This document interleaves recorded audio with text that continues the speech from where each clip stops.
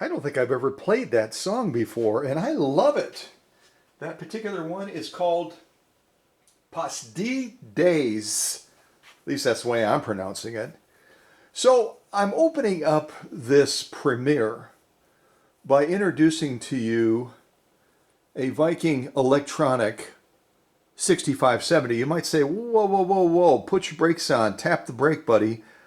What do you mean electronic? Well, that's how it was originally designed.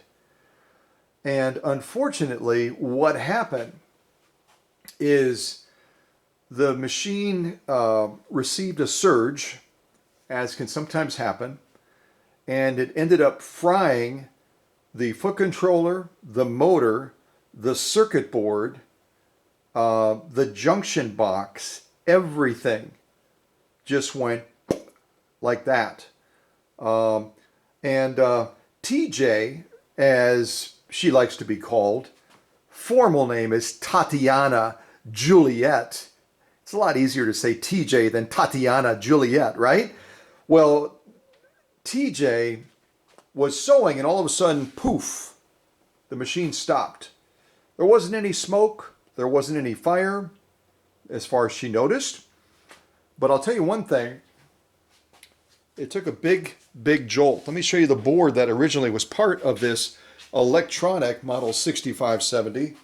If you look closely right about here, you can see the black mark where that surge hit this board, and kapooey, it just went, that's game over, game over.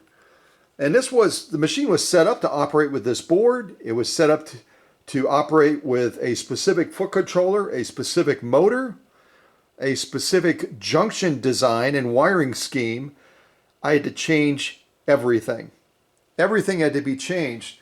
And I took it from being an electronic 6570 to being a mechanical 6570. And because it was designed originally and configured and engineered to be electronic, there's certain functions that don't quite work right on the machine any longer.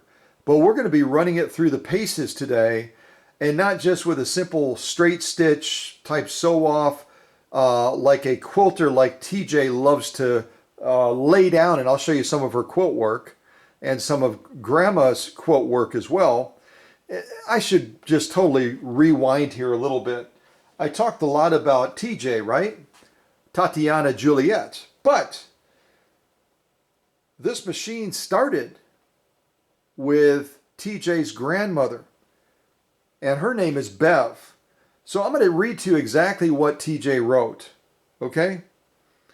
She said, "This was Grandma's machine. Grandpa got it for her as a brand new surprise." Surprise! Ha ha! So Grandpa bought this machine for Grandma Bev as a surprise, which is super cool.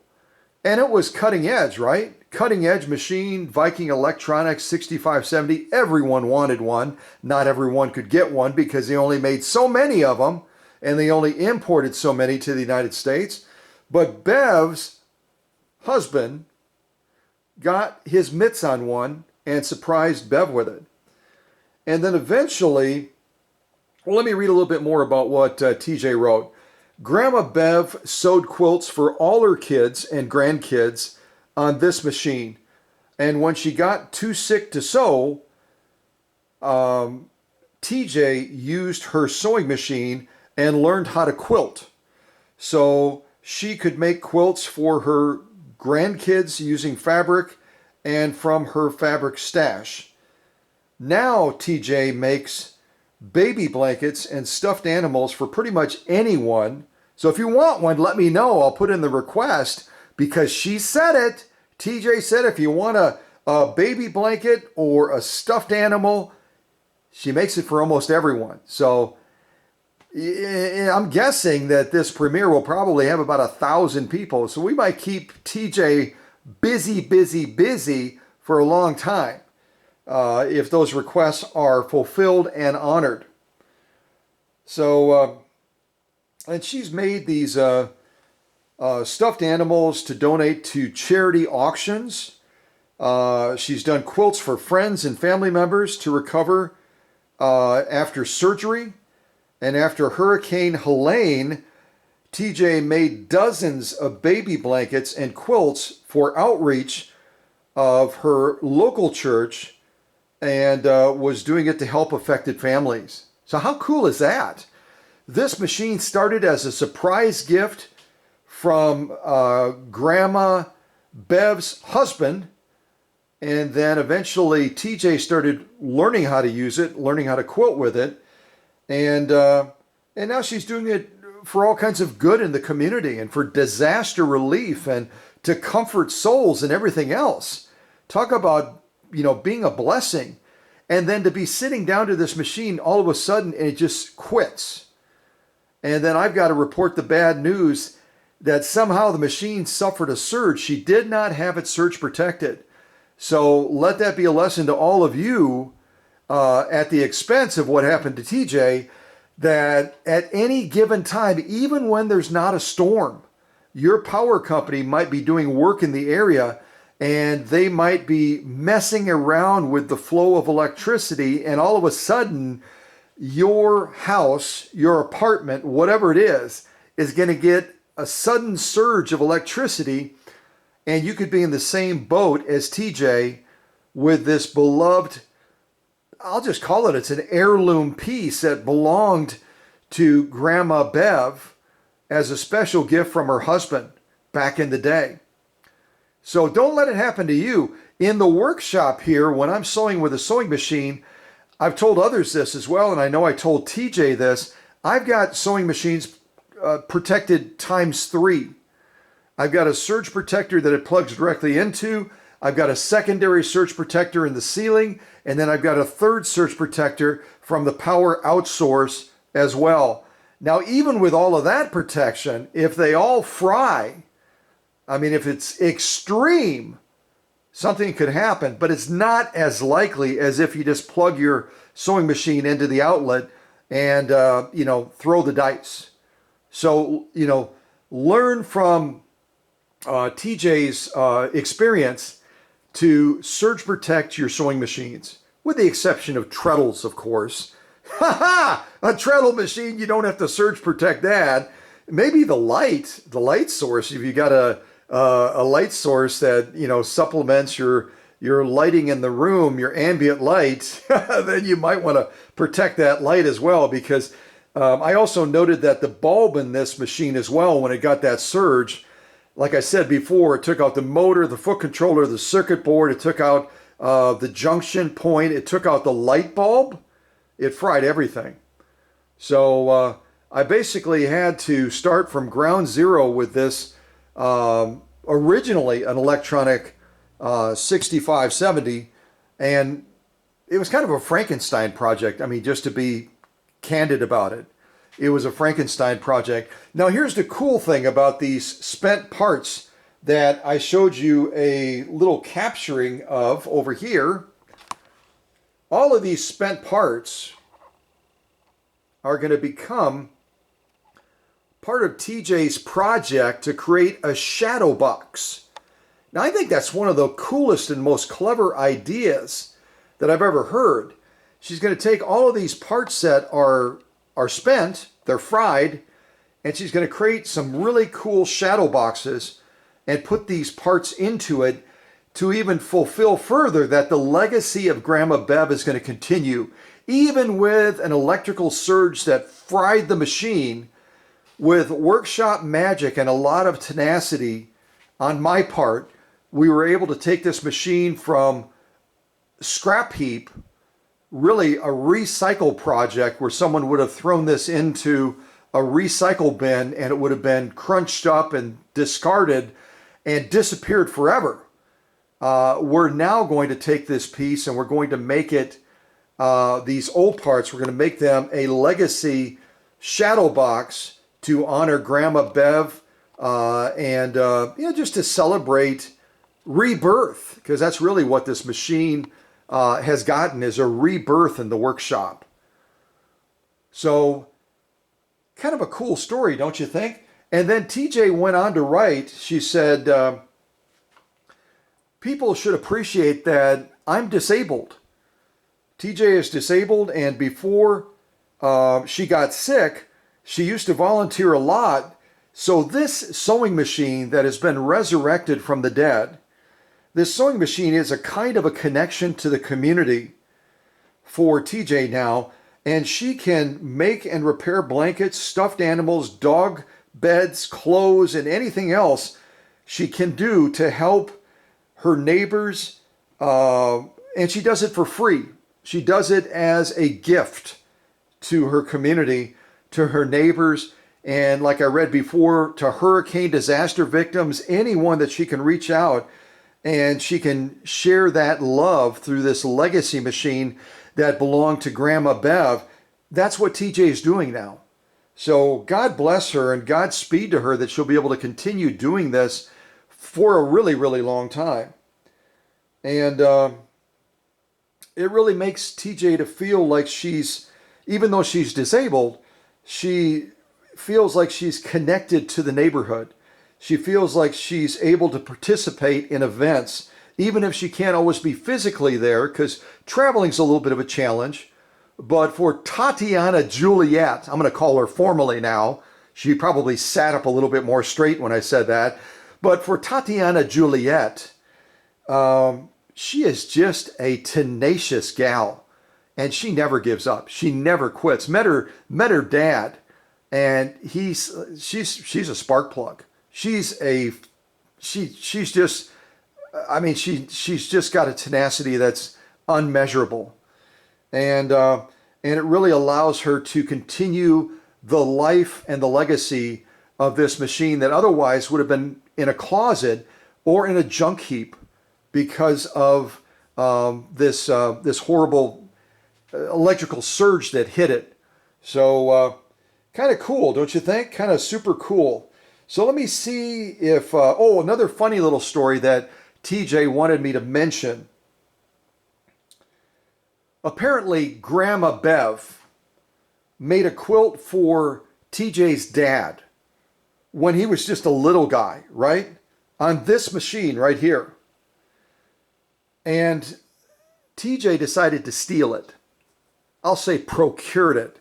She procured that quilt that was really intended to be something that Grandma Bev gave to her dad, but she said I made up for it, because I made another quilt for my dad, and that's kind of bridged the gap of that little theft.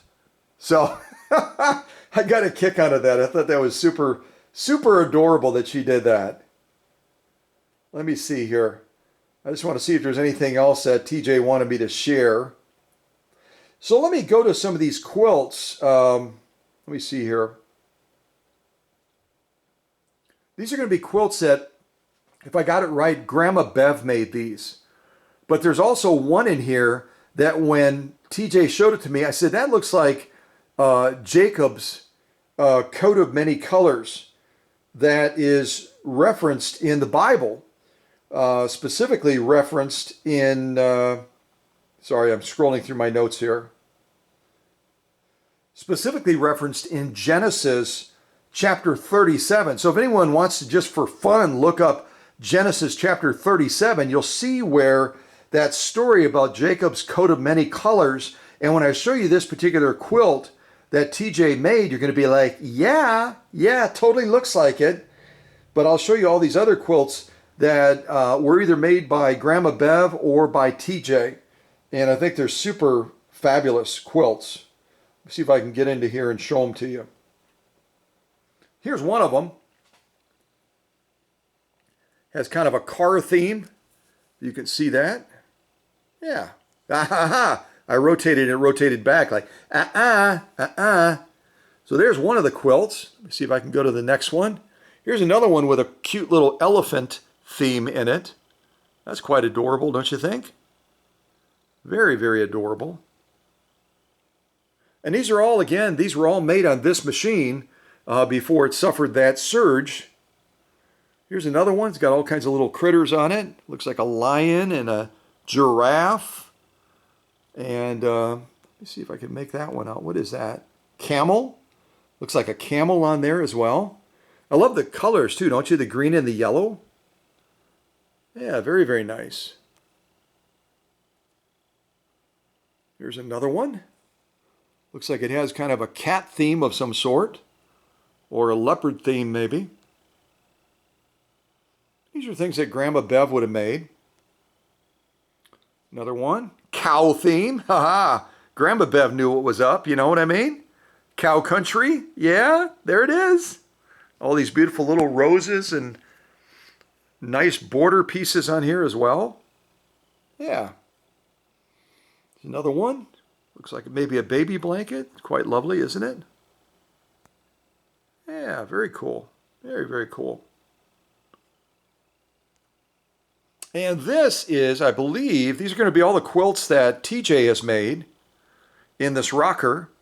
All the quilts that she's made on this model 65-7 that used to be electronic is no more. Aren't those gorgeous? Don't you love the colors that TJ picks? She's got an eye for color. Let me tell you one thing. She might decide eventually, okay, I'm going to retire from quilting, but I'm going to do interior design now. Yeah, I think Susie and I would hire her in a heartbeat and say, yeah, do it. Do it. Make it like a rainbow. Make it like a rainbow. Isn't that lovely? Now here is the quilt that TJ made from all kinds of scraps and remnants of this and some of the pieces that had belonged to Grandma Bev as well. And this is one that I said reminded me of Genesis chapter 30, Jacob's coat of many colors.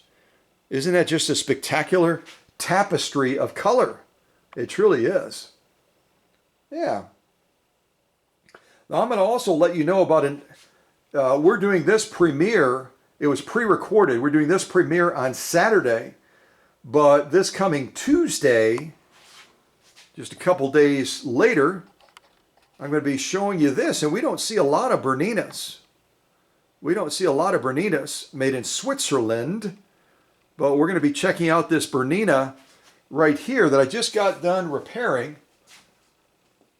And this one belongs to Jennifer of Tennessee.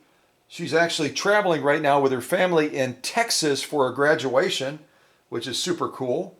And we're going to be showcasing this one. And I don't know if I'm going to be able to show you what it was doing versus what it's doing now. Let's see if I can get off the camera tripod real quick. I'll just see if I can get a little bit closer to it. But what she was getting from the machine is this. That doesn't look so great. And there were a number of things going on with the check spring, the bobbin case, and other things like that. And then this is what she's getting now. This is going to be a fun one to show you. There's some just absolutely drop-dead gorgeous stitches on this Bernina. It's called an Activa 130. And this is actually one that was made in Switzerland. So this will be fun to show. Very, very fun to show. It's kind of a cool machine. It's got a lot of circuit boards in it. And I'm hoping that I'll get all those photos uploaded. So we'll be able to share those links and you'll be able to see the progress pictures of the process that I took these machines through. Both Grandma Bev's that belongs to TJ now, this one over here. A lot of progress pictures to share with you there. As you can imagine, as I'm working all of this electronics out of the machine and basically converting it into a mechanical machine. And then this one as well. It's got multiple circuit boards in it, and I go through the process of tearing this machine all the way down. Apparently, she had gotten this machine serviced at a festival or something like that. They said, hey, come back in a couple hours.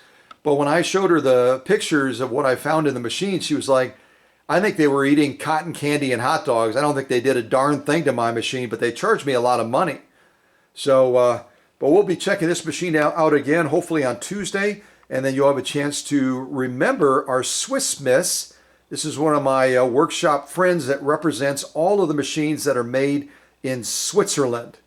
And of course, this is our King of Sweden over here that represents these two Swedish beauties that we're going to be looking at today. And you're saying, wait, what have you been sipping, soda? We've only seen one Swedish beauty that belonged to Grandma Bev right here and now belongs to TJ. Where is the other one? It's over here. It's right there. And this one also belongs to TJ. She got it on Facebook Marketplace and was led to believe, or at least understood, that it was in great condition. It wasn't. It wasn't fried like Grandma Bev's, thankfully, but this one had a cracked balance wheel that was causing the machine to bind. And you can see what they had done is they had wrapped a wire around the inside of it, which you couldn't see, to try to hold this together, but the plastic would flex because this wire doesn't hold it rigid as the original, and then it would cause the machine to lock up and bind. So I replaced this with a brand new balance wheel. And she also had an issue with her hook on this one she got from Facebook Marketplace. So I also replaced the hook assembly as well.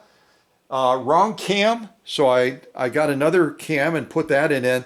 And just to clarify, you technically can use any of the Colormatic cams in another Colormatic machine, but they don't function quite as well as the original ones that would have gone with that machine. And this was not original to the machine. And then also she had a presser foot that was too narrow to allow for the widest stitches, so I put a metal one on instead of this Teflon plastic one. And obviously a new light bulb, and got the LED light in both of these machines, Grandma Bev's and then also this Facebook Marketplace one. Different bobbin, because the one that was in there had rough edges to it. This one right here, actually this is the one that was in there, got real rough edges and was kind of catching in the bobbin case. Yeah, and then a really cool, interesting, I've never seen one of these, a crazy thick, almost a light industrial type, I'm just totally blanking here. It's for the thread spool. It was on there, and so I replaced it with some thick red felt ones that really are, they're quite sexy. Let me just say that. So we'll put those red ones on both of these Swedish beauties and get them back to where they need to be. So this one again had a cracked cam stack. It had all the other issues I just described to you, and now it's a much happier machine. But I'm not going to be doing as much sewing on this because really I want to feature this premiere more so around Grandma's machine, Grandma Bev, and this Legacy machine. So we're going to be doing a lot more stitching on that machine over there. But we'll start with this one, and when you look at them, they almost seem like they're identical, but they're very different in how they function and internally. This again is going to be a Viking model 64. I'm just totally blanking. Hold on. 64, give me a sec. Almost got it. 6460. So this is a 6460, and then Grandma's is a 6570 electronic version. So they're both going to look, really similar. They got similar pattern displays up here and all that. The knobs look like they're virtually identical, but the machines do function differently. And that was originally part of TJ's thought was, you know what, if we have to strip parts off of this one that I got from Facebook Marketplace and plug them into Grandma's machine, but unfortunately not all the parts are compatible between the two machines. Motors are different, bobbin winding assembly is different, the configuration of it, the engineering of it, they're all a little bit different. And that's what Husqvarna would do, is they would kind of change it up. They would change up the way the machines would function just to try something new. And usually with the thought that it would be improved and better, you know what I mean? So let's do a little bit of stitching on this Facebook Marketplace machine. And then we're going to pivot over and focus all of our attention on Grandma Bev's machine, okay? And this one again had a cracked cam stack. We're going to be doing some sewing with cam A on the machine. And then we'll be doing a 3-point zigzag. We'll be doing a super long straight stitch, a regular straight stitch, and then we're going to pivot over to Grandma Bev's machine after those few sew-offs, relatively few sew-offs. So I'm going to move the camera just a little bit closer so I can still get to the machine. And just to walk you around this model real quick, the 6460, the lay of the land is pretty straightforward. This over here is going to be your presser foot pressure. Both machines have that same setup. Upper tension You're going to have all of your pattern possibilities here, depending on the cam you have in the machine. Here's going to be your stitch controller. So you can go somewhere from a left needle position straight stitch to a center needle position straight stitch to a 3-point zigzag. And then you can go through the color schemes to execute the different stitches that would be on cam A. Because we have cam A in the machine right now. This is going to be your feed dog drop right here. You just push it in to drop the feed dogs, and then when you want them to pop back up again, you push it again to allow that button to come out. Here's our stitch width right over here, and it's also going to let you do buttonholes, which I never do. This is going to be your stitch length up here, and also your reverse button for back tacking, and again your stitch selection right here. And then it does have a slow gear on this machine also. On the side, you pull out that bobbin winding assembly and it engages that slow gear. It takes the machine from full speed all the way down to 1/5. These machines are going to have a certain size motor, which I'll let you guess and type that into the live chat, but it's not going to give that motor more power. A lot of people are propagating that falsehood that the slow gear on these machines gives it more power. It doesn't. It's designed to give you more control. It slows the machine down from full speed to 1/5, and then you can maneuver and make turns much more easily. That's the whole purpose of that. So it also has a convenient carrying handle. You can see that right there on top. Sort of can see that. There you can see it now. Haha. And obviously this machine could potentially do twin needle sewing because it has on its tension discs, which are built into this region of the machine right here, it has 3 tension discs. So you've got 2 outer ones and then a center one, so you could run the thread on either side of the center one, and then you could potentially do twin needle sewing with the machine.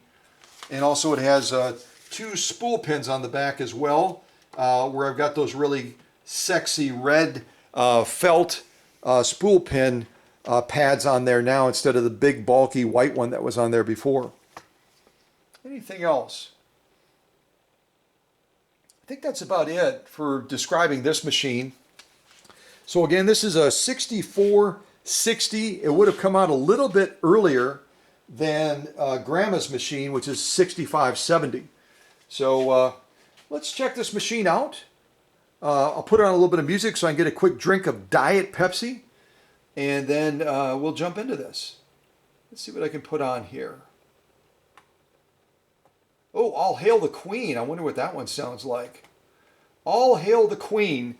And that's appropriate, isn't it? The royalty factor, at least when it comes to these Swedish beauties. If you didn't know it, Husqvarna Viking dates all the way back to the 1600s as an entity. They weren't making sewing machines then. They were making musket barrels and different artillery type stuff and that for war fighting, right? And then around 1872, they started making sewing machines. And it came by way of a king's decree, which is why on these sewing machines, you're almost always going to see, except for on here, you don't see it. And you don't see it on Grandma's machine either. But they're normally going to have a royal crest on there to signify the fact that these machines came about because of King Gustavus Adolphus. That's a hard name to say.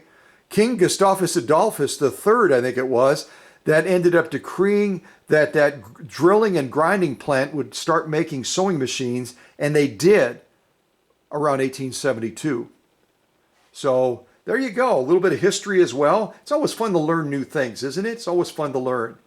So let's see if we can put this model 6460 to work that came from Facebook Marketplace with a broken cam stack and all kinds of other things going on. And we'll see if we can just run a couple of sew-offs on this, and we'll jump over to Grandma's machine, okay? All right, let's try All Hail the Queen. I got to hear this, got to hear it. The Queen is very quiet.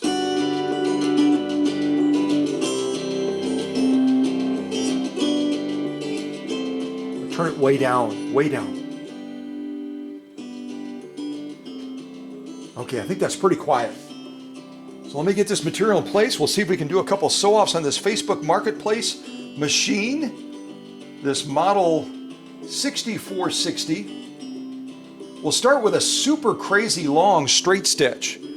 Okay? I think I'm set up for that already, and I've got a center needle position.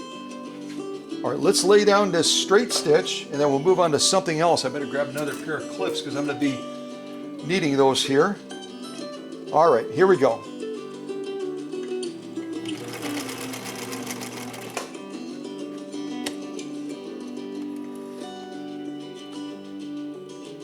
That straight stitch is absolutely insane as to how long it is. How long those stitches are, I should say. They're probably about 3 or 4 millimeters each. Let me grab my caliper. We'll see how many stitches we have in an inch. Just insane. That's an inch right there. Okay, I've got 4 stitches in an inch. 4.5, maybe 4.25. So you want to talk about big stitches. Monster stitches. There you go.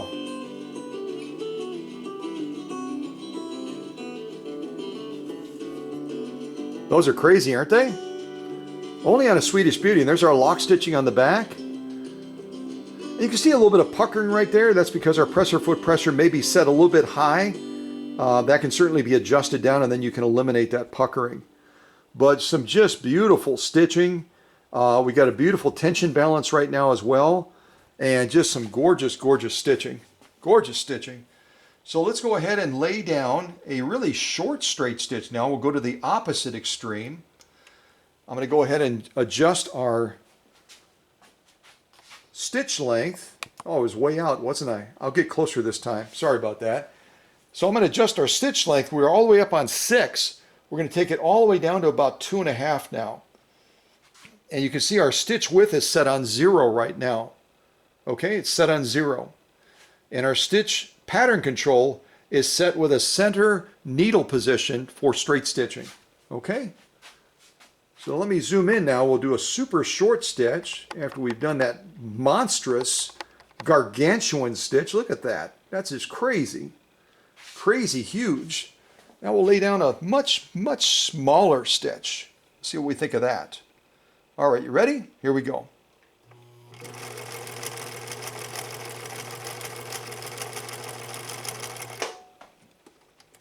Yeah.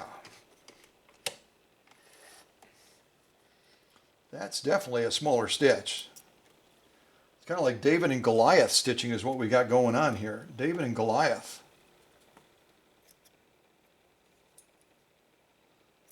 Let's take a look at this one, see what we think. There's our straight stitching. There we go. Let me come out on this shot a little bit. I'm kind of too tight in right now. Aren't those drop dead gorgeous? Don't tell me that a featherweight makes the perfect stitch. These Swedish beauties are saying, ha, right, right. You want to see absolutely drop dead gorgeous stitching. There it is right there. Here's our lock stitching on the back. Also equally gorgeous. Straight stitching as well. Now let's do a 3-point zigzag.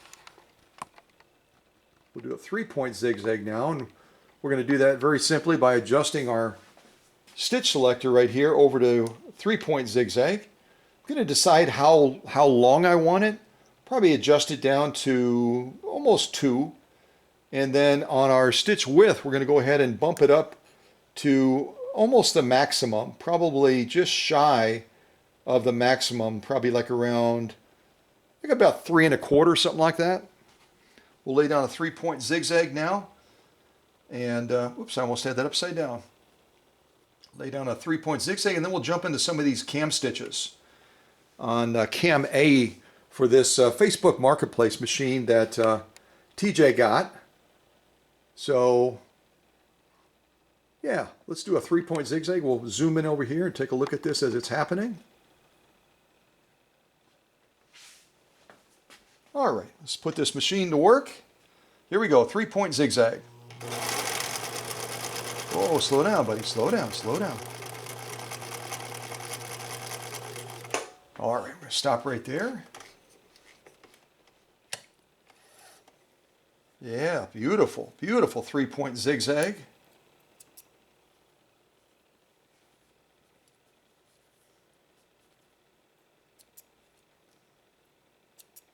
Give that a clip. We'll take a look at this 3-point zigzag, and then we're going to jump into the cam stitches that are on this model 6460.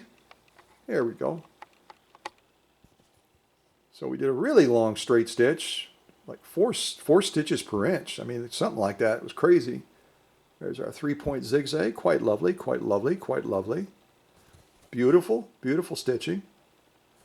Here's our lock stitching on the back. And here, if you look at that 3-point zigzag, because we have those bridge points as we're going across, we could probably bump up our upper tension just a tiny little bit to tighten up some of those stitches even a little bit more.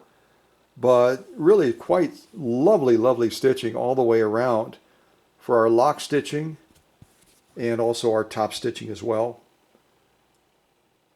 Isn't that lovely? So, you know, it needed quite a bit of help, as TJ could tell you, but the good news is it got the help it needed at the workshop. And now it's a real nice Swedish beauty. Real nice Swedish beauty. Yeah. All right, so I'm going to go ahead and move us over to a blue stitch now.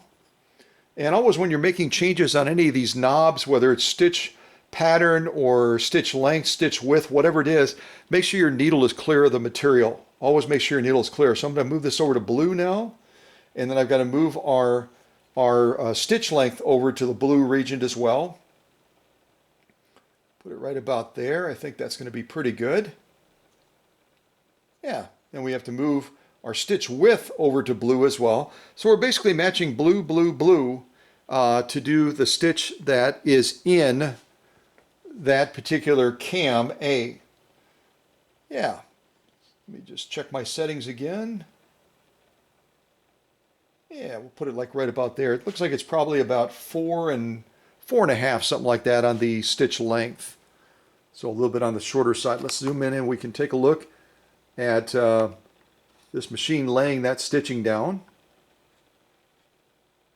as it runs down this material. And our setup today, just to cover it real quick with you, our setup is we've got a Schmetz 9014 universal needle, pretty much what I use all the time.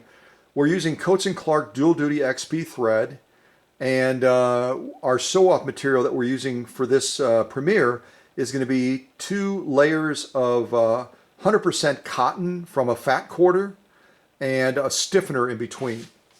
Because some of the stitches we're going to do are just a little bit more on the complex side. Okay? All right, let's give this stitch a try.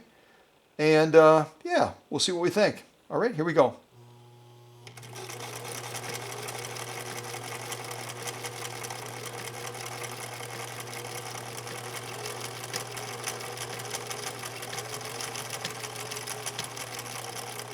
I kind of sewed crooked on that one a little bit. I probably should have slowed things down just a little bit. There, I finally moved into slow gear at the end, a little bit too late to the party. All right. Yeah, I went crooked. Oh well.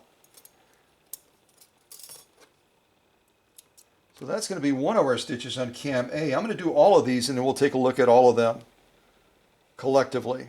Okay? So that is our blue stitch. Now we're going to move on to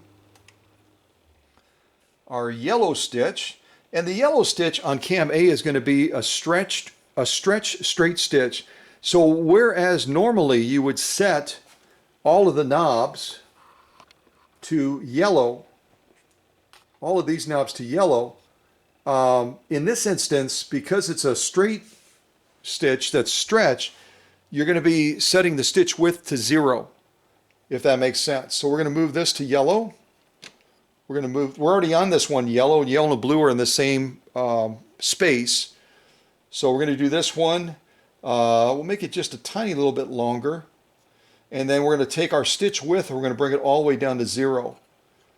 And the cam will override the setting and allow us to lay down, I call it a pearlized stitch, a straight stitch, and great for stretch purposes when you want a straight stitch. Yeah, something like that. All right, let me give this a go. And this will be our second stitch on cam A. All right, here we go.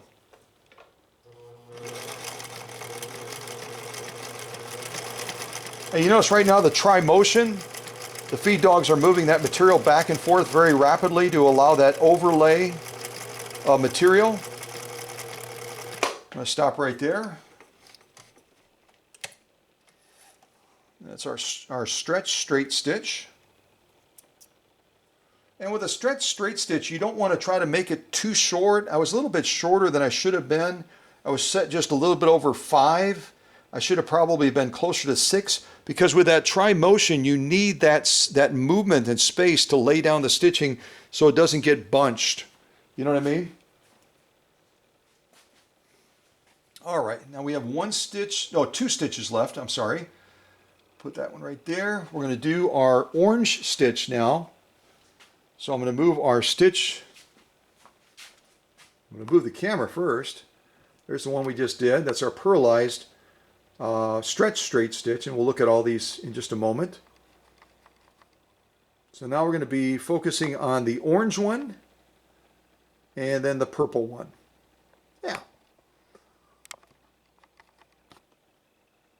So if I set these now, I've got to make sure, number one, my needle is clear of the material. It is.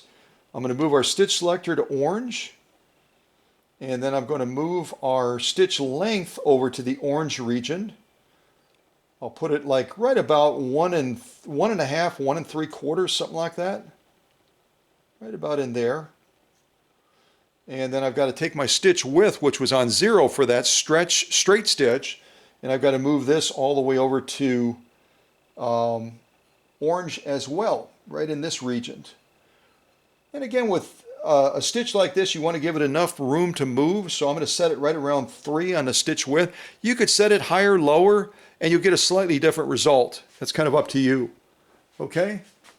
So I've got this set up for the orange stitch now. Let me go ahead and move our camera over this way. We'll get ready for that one. Set it right about there. And we'll see if we can do this orange one now. And I might try to do this one in the slow gear. Let me see if I can get my foot on the foot controller.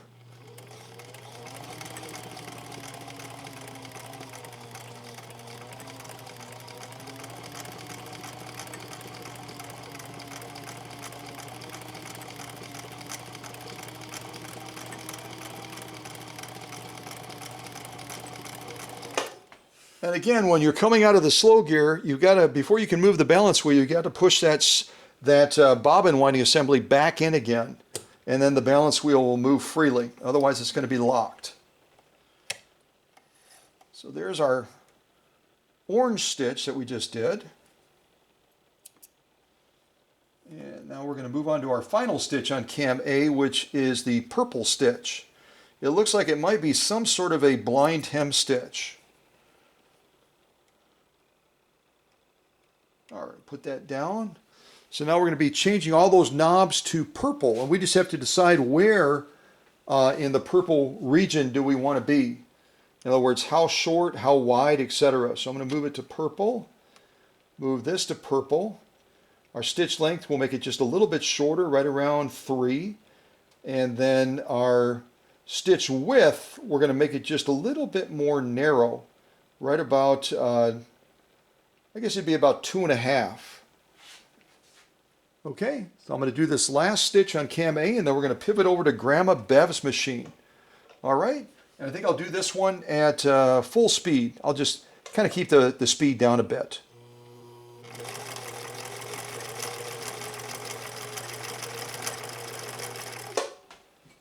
Yeah. And again, the look of these stitches can be changed significantly based on your discretion of where you're going to be setting within the range of that color, because you do have a range on most of these colors, with the exception of maybe the stitch width. The stitch width, and sometimes if you're dealing with a green, a red, or a blue stitch, green, red, yellow, blue, green, red, yellow, blue, otherwise you may have the discretion to make some adjustments to that, okay? Let's come out a little bit. We'll kind of look at these in totality on this model 6460 that was bought on Facebook Marketplace.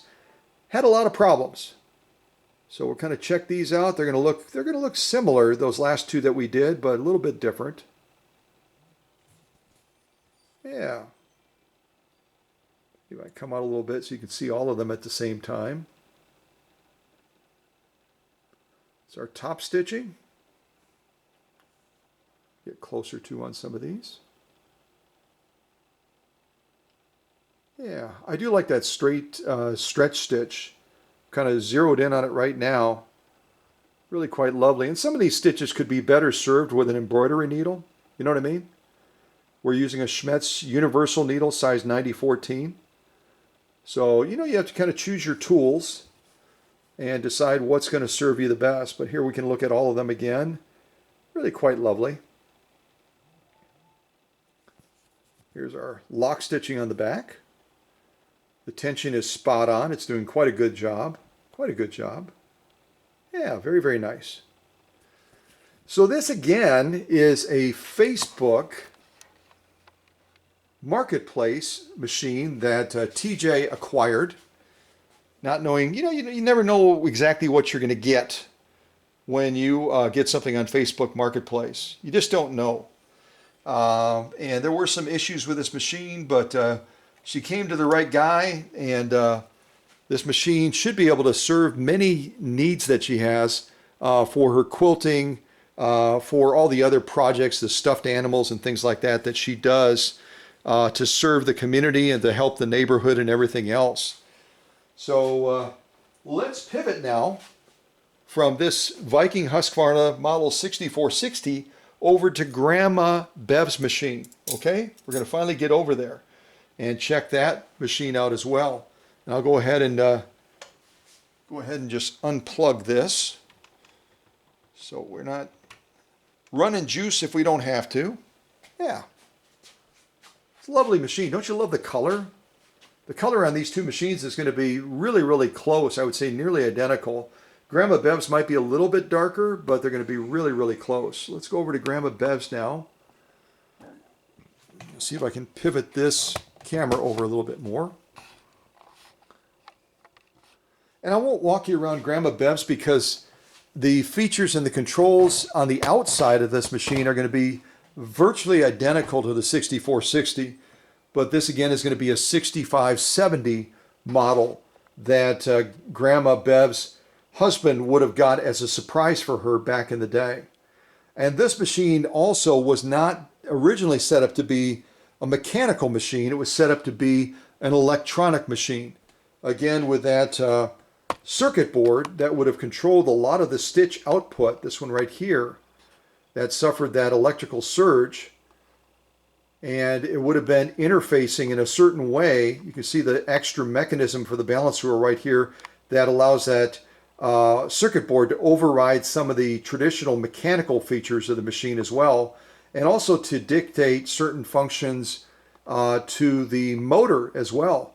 This motor would have been wired and set up very differently than a traditional Swedish motor, with some of these extra packs that are going to, some of these extra packs here that are going to allow that circuit board to interact in certain outputs of the motor as well. And unfortunately, all of these things bit the dust because of electricity that surged on them. But also kind of a cool foot controller. So I can say honestly, I've seen other foot controllers similar to this, but never one quite identical to this one before. Kind of a cool foot controller. Even with my big old feet, I can fit my feet on there pretty easily, and I'm not sure how big TJ's feet are, but she probably has little feet compared to mine. I wear a size 12, and I bet you her foot could fit on there very easily. Unfortunately, that was fried too, along with everything else. So we will, I'm going to try to set this up so I can actually sit down on my little stool, and we can begin putting this machine to work as well, that belonged to Grandma Bev. Yeah. And we're going to be going through the only cam that either of these machines came with to the workshop was cam A, but it so happens I've got a lot of other cams in my personal collection. And so I'm going to be running this machine that belonged to Grandma Bev, now belongs to TJ. I'm going to be running it through some cams that it's possible even TJ doesn't have these cams. And that'll be kind of fun to demonstrate that. Now, the thing about some of these cams is some of the stitches without this electronic controller here, some of the stitches are going to turn out really, really nice. Some of the stitches are not going to turn out quite as nice, and I'm going to forego doing those. So you'll see me doing a targeted sew off on stitches that I've already tested with a new configuration of this manual versus electronic machine. And that way, if TJ does have all of these cams like I do, she'll know which ones already ahead of time are going to sew well on the machines and which ones are going to have issues. Now, the one cam in the back of the machine right now that's incredibly rare that I put in there for fun is going to be cam eye. I've talked about that in the past. Cam eyes are like the unicorn of these Colormatic cams. You'll see A, you'll see B, C, D, E, F. You seldom, if ever, will see a cam eye. And I'm just going to be doing 1 or 2 stitches on cam eye, and then we'll pivot over to these more traditional cams and put those to work as well. But first of all, I'll do a straight stitch, and I'll do a short straight stitch like I did on another machine, really kind of a quilter's go-to, and then we'll jump into some of these other stitches as well. But I'm going to put on some music also to make it interesting and fun. Yeah. Let's see what this is. Battle Royal. What is this? Ah, that's boring. Royal Mountain Breakdown. Royal Mountain. Oh yeah, I'll take this one. Royal Mountain Breakdown. This is Kentucky music. This is like stomping music. Or Kentucky or Tennessee or Virginia music. This is, yeah, we're in the hills. That's all I'll say. We're in the mountains. Yeah, this is cool. I love it. I love it. I love it. I love it. All right, let me check my camera shot. All right, let's get over here.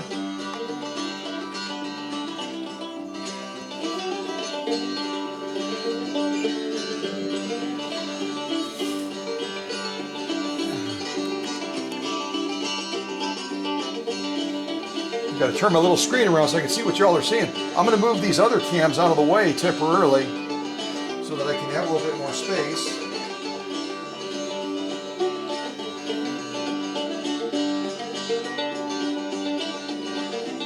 I think I'm also going to cut this down a little bit shorter so I'm not going to run out of bobbin thread. And I'm going to show you how I'm going to wind a bobbin on this machine as well. It's kind of unique.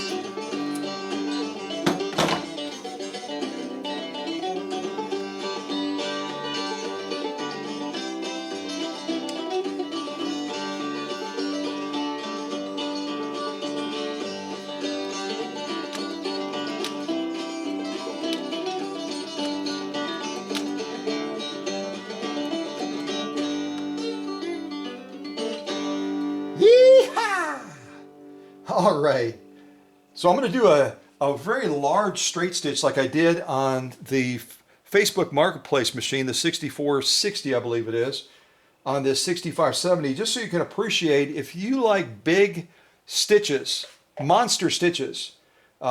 These Vikings from this 6000 series really do some extraordinary things. They really do, really quite impressive. So I'll go ahead and do this long straight stitch.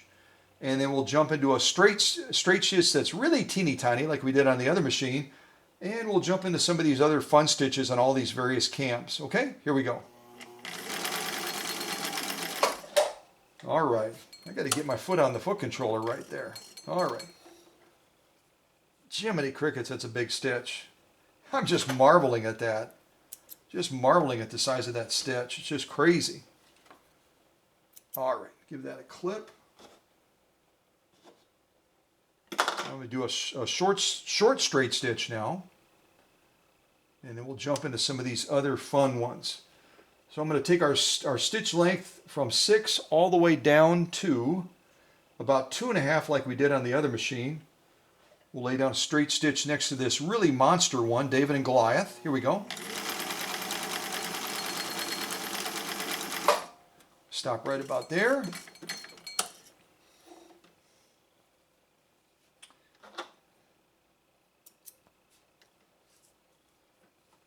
Yeah, I've done a number of Frankenstein type projects during the time that I've been restoring sewing machines, vintage, antique, and otherwise. But I have to say, this Grandma's machine, Grandma's 6570, that was quite a challenge. Quite a challenge. All right, let me get that into place. Put on a little bit more background music so you guys can enjoy a little bit of music while we're doing this. Let's see here. Oh, here we go. This one runs for 1 minute 18 seconds, and it's called Roast Beast. Oh, I'm sorry, Roast. I was doing a a Grinch type thing. Roast beef of Old England. Let's see what this sounds like. Roast beef of Old England.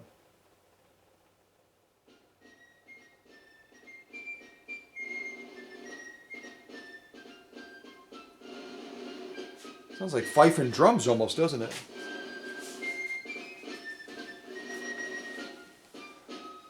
All right, so I'm gonna, let's see, what stitch do I have? I have cam I, like India, in there right now, and I'm gonna do a red and a green stitch. So I'm gonna set my controls to red first.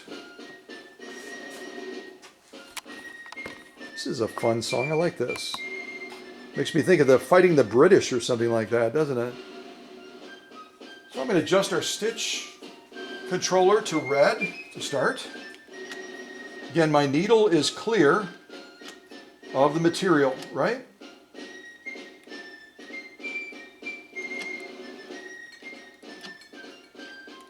All right, so my stitch controller is on red now.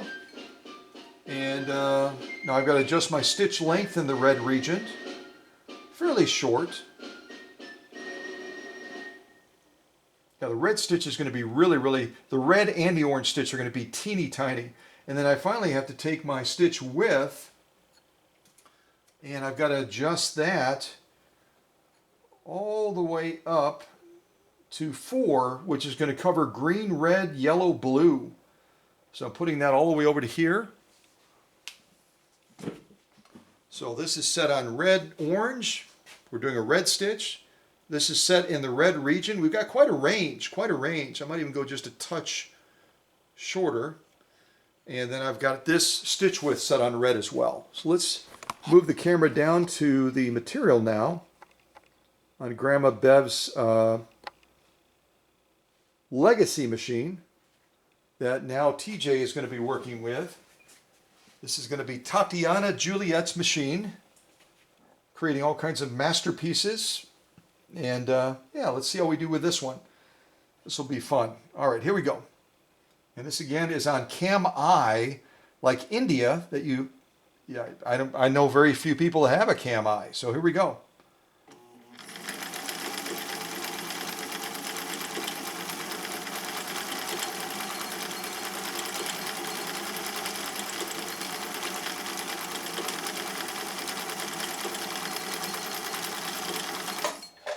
All right, I'm going to stop right there. Yeah, that's a fun one. That's almost like a ribbon stitch. And again, depending on where you set it within those bounds of that color, you're going to get a very different outcome than maybe I did. Maybe yours will look a little bit more elongated. Maybe it'll look a little bit more compact. It's hard to say.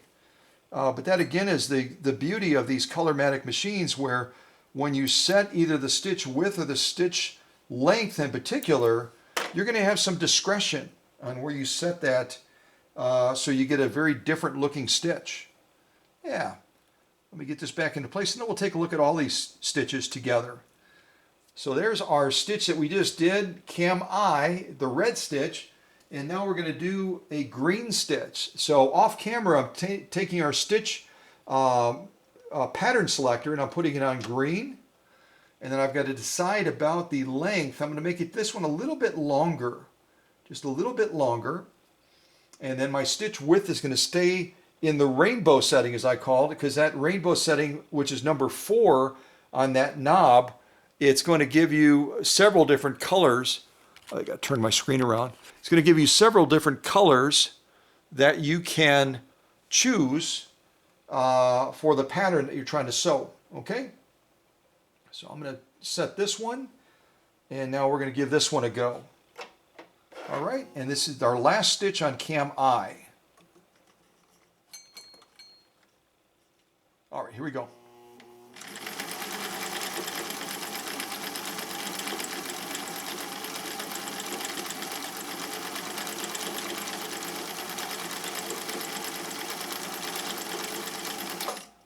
Yeah, that's quite lovely. I like that.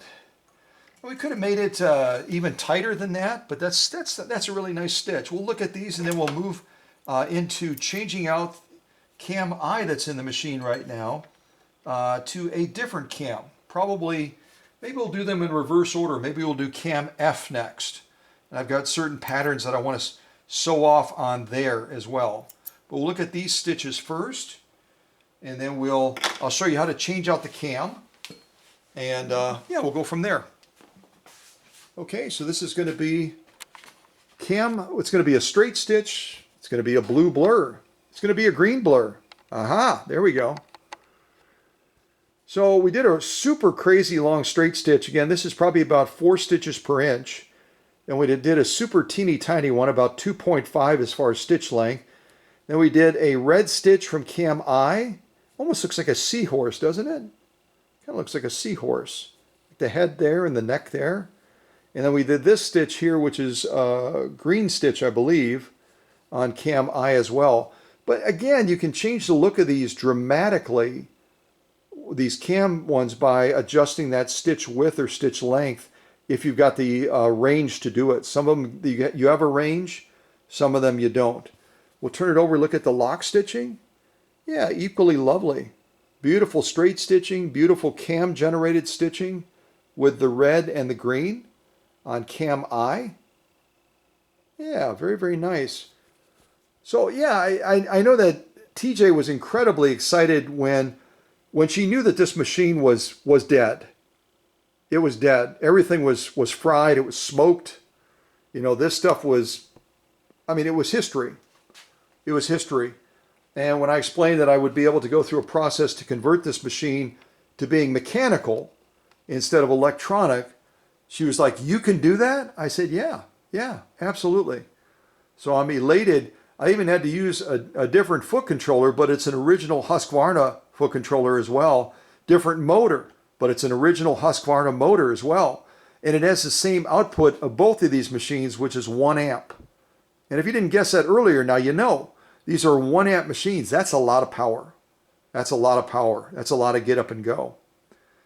So let's move into some of these other cams, but I'll show you how to get this other cam out first. There's a special thing you got to do. Special thing you got to do. So let me zoom in on the stitch controller, stitch pattern knob, stitch pattern knob. And I'll show you what we got to do. I show you what we got to do. And I'll move my little stool over so I can get more of a straight on shot so you can see this more easily. Then I'll move the camera back so that I can sit down on my stool again. So you can see right now our pattern selector is set on green purple, right? Right there. And in order to remove a cam, any cam from the machine, you've got to rotate it clockwise until you get all the way over here. There's our last click right there. That's our last click as we're turning it clockwise. And then you go between these two right here. You go right between these two. So I'm going to turn it like this, right about there. So I'm not on this one, I'm not on that one, I'm right in the middle. And then what it'll do is it'll pull that reader finger back, and then you can remove that cam without damaging that cam stack or the mechanisms in there as well. So I'm going to go ahead and do that now. I'll go ahead and remove cam I from Grandma Bev's machine that belongs to TJ now. and I'm going to put in a different one. So I'm going to put cam I back there. I think I'll put cam F in now. Cam F has a variety of different stitches on it. We're only going to be doing a yellow, red, and a green. We're going to be doing a yellow, red, and a green on this one. So I don't know if you can see that in the shot or not. We're going to be doing yellow, red, and green on this particular cam. Yellow, red, and green. Okay, so let me get that into the machine. And again, some of these come, I'll just show you the other side of the cam real quick. Some of these come with 1 foot for mounting. These are the little feet that mount into the cam stack. Some come with 2, some come with 3. This particular one, this F, comes with 3, which that's good. Gives it a little bit more stability. So let me go to the back of the machine. I'm just going to gently, what you do is you just kind of slide it over that shaft gently and then bring it up against the cam stack and then slowly rotate that cam until you feel it starting to slide into those holes. And then you just gently, very gently push it in so it snaps like that. Could you hear that? Don't force it because that cam stack mount, the plastic mount that the cam actually rides on, is only about 2 to 3 millimeters thick. It's very fragile. So yeah, don't slam it in there. Be gentle, be kind, and be cautious. Okay? All right, so let's go over here. I'm going to go ahead and, actually I'll do this first so you can see me setting it. So again on this one, I'm going to move the camera over. On this one, we're going to be cam F. We're going to be sewing yellow, red, green. So we're going to set it for yellow first. So I got to go all the way back over here now. And what you can do is you're turning your knob counterclockwise. You can just look over the top and just make sure that your cam is moving in properly. That cam stack is pulling it in and drawing it into the desired setting that you want. If it's not moving, then you probably don't have it snapped all the way into the cam stack properly. So go ahead and turn it all the way back to that middle spot I showed you. Remove the cam and then gently rotate it again until you feel it starting to fall into that hole, and then just gently apply pressure. Sometimes you'll get that beautiful little pops in. Sometimes it'll just slide in, depending on how worn your cam stack is or how worn the feet are on the bottom of your cam. Okay, so I've got this set on yellow, and again we're on cam F. I've got to adjust my stitch length to yellow as well. Yeah, right about there. I'll probably do it like right in the middle. And our stitch width is already on yellow, so we got yellow, yellow, yellow. And again, if I make this a little bit shorter, I'll get a slightly different looking stitch, right? So I got those all on yellow now. We'll give this a try on cam F. Let's kind of zoom in here. And again, I wanted to show these, even though TJ had not given me all these cams, I had them. So I wanted to put them to use so that at least this Frankenstein project for this machine that was that belonged to Grandma Bev originally and now belongs to TJ, I'd be able to show what this converted electronic machine to mechanical can sew well with the cam functions, if that makes sense. Okay? So I got that set up pretty good as far as the camera angle. So cam F again. And we're going to be doing the yellow stitch, and then we're going to be doing the red and then the green last, okay? All right, here we go. Just checking my lineup. That looks like it's pretty good. Maybe just go a tiny little bit shorter on that. Here we go.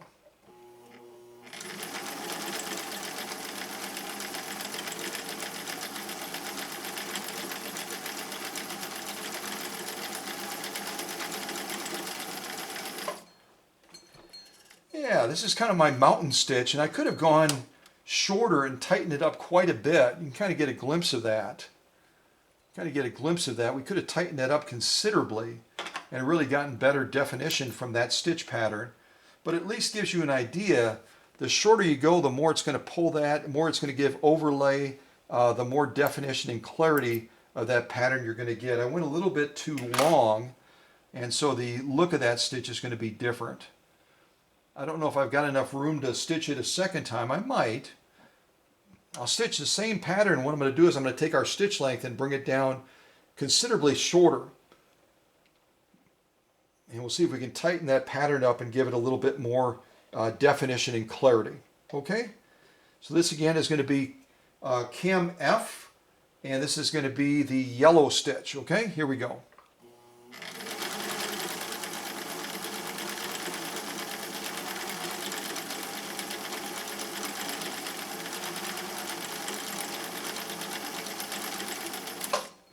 Yeah, I like that. It's a little bit more definition. It's not dramatically different, but it tightens it up to some degree. So let me do this. Let me go on to, I probably should have gone outside of the boundaries and gone even shorter on that, but you get the idea. You make it shorter, it's going to make it more defined. So let's go over to the red stitch now. I'm going to do the red stitch next. Get that into place. Taking my stitch selector and I'm moving it to red. I'm going to take our stitch length and move it into the red region. I'll make it fairly short, really quite short. So we'll do this next stitch. It's the red stitch on cam F. Yeah, and then we'll do our final stitch, which will be a green stitch. Okay? All right, here we go. Let me get my take-up arm all the way up. Get my take-up arm all the way up. And maybe this one I'll do using the slow gear. Maybe I'll try to engage that slow gear. And I'll just grab the camera real quick and see if I can show you. For those of you that are really new to Swedish Beauties, this is going to be our gear right over here. You look at that pattern, that panel that fried. See this panel that fried? This is where the knob, the switches would have been originally for some of the electronic functions. It's a three-way switch, and this is a two-way switch for some of the needle functions. And now you've got these silver plates covered. I did that from the inside, just so you wouldn't have these holes in the side of the machine. So that's kind of cool. And for the slow gear, you're just going to pull this straight out like this. Okay?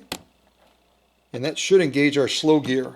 Slow gears can be a little bit temperamental sometimes because they're a mechanical gear reduction. So if you get a little bit of a weird result, just push it back in, pull it back out again, and you should be good to go. But we'll see if we can do this next stitch using the slow gear on this machine that belonged to Grandma Bev and now belongs to TJ. Tatiana Juliet. I love saying the formal name. I do. All right. And don't assume that TJ is like a Russian spy or something like that with Tatiana. You know, just let it go. Just let it go. A name's a name, right? All right. All right, so let's do this next one. Again, it's going to be cam F, and it's going to be the red stitch. The red stitch, okay? I think I've got everything set up. And again, once you engage that slow gear, it's going to lock your balance wheel other than for the motor turning it. So don't try to manually turn and force that balance wheel if your slow gear is engaged. Push your slow gear back in, and then you can turn that balance wheel freely, okay? All right, here we go.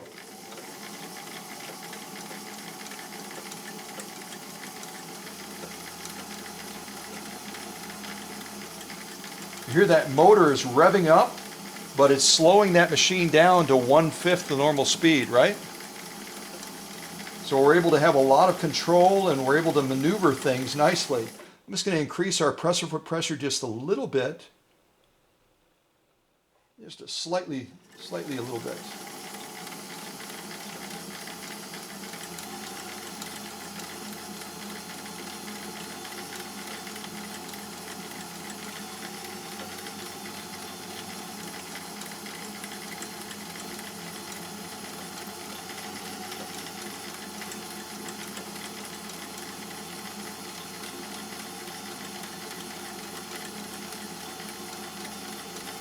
All right, I'm going to stop right there and I'm going to push the slow gear back in. I'm going to finish this off at non-slow gear speed.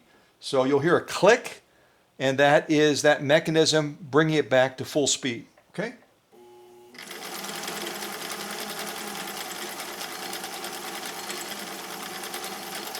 All right, I'm going to stop right there. And here I went much shorter, and you can see the result is dramatic.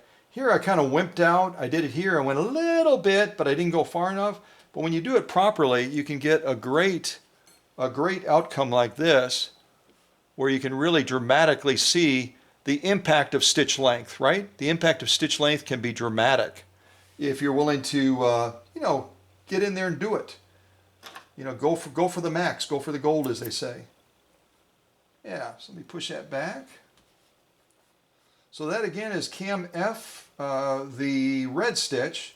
Now we're going to do our final stitch on cam F, which is going to be a green stitch. Okay, let me get the material back into place. This is going to be our green stitch now. And our slow gear is not in, so I can rotate that balance wheel out, get that take-up arm to the highest position. So it's just getting ready to rotate down. All right, so I'm going to adjust our stitch selector now from red to green. Notice my needle moves a little bit, so you'll want to have that needle clear the material when you do this. I'll just adjust the camera over here a little bit. So I just moved our stitch selector to green. Right here. I'm already in green here because green and red share the same space. So I'm going to leave it fairly tight. Yeah, I think that's probably pretty good right there. I could go a little bit tighter, but I think that's probably a good place to have it. Again, we're dealing with a machine that has been adapted from electronic to mechanical. So again, the way the machine is going to interpret some of these cams will be a little bit different because it's doing it from a mechanical instead of from an electronic standpoint. See that? It's no longer, well, I call it electronic. Selectronic is what Husqvarna technically called it. So we're going to do this next stitch now, which is the green stitch on cam F. So let me kind of come in a little bit more. Green stitch on green material. And again, I've got 2 layers of 100% cotton fat quarter with a stiffener in between. But again, if you're doing some of these more decorative ornate stitches using an embroidery needle, like a size 7511 would serve you even better. So I've got to adjust this now. Just make sure I've got everything set the way I want it. Green, green, green. Yep. So let's do this final stitch, and then we're going to move on to another cam after that. Okay, here we go.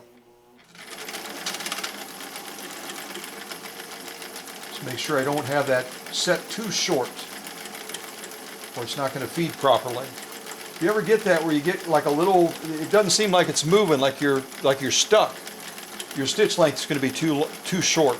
Okay, so just adjust it.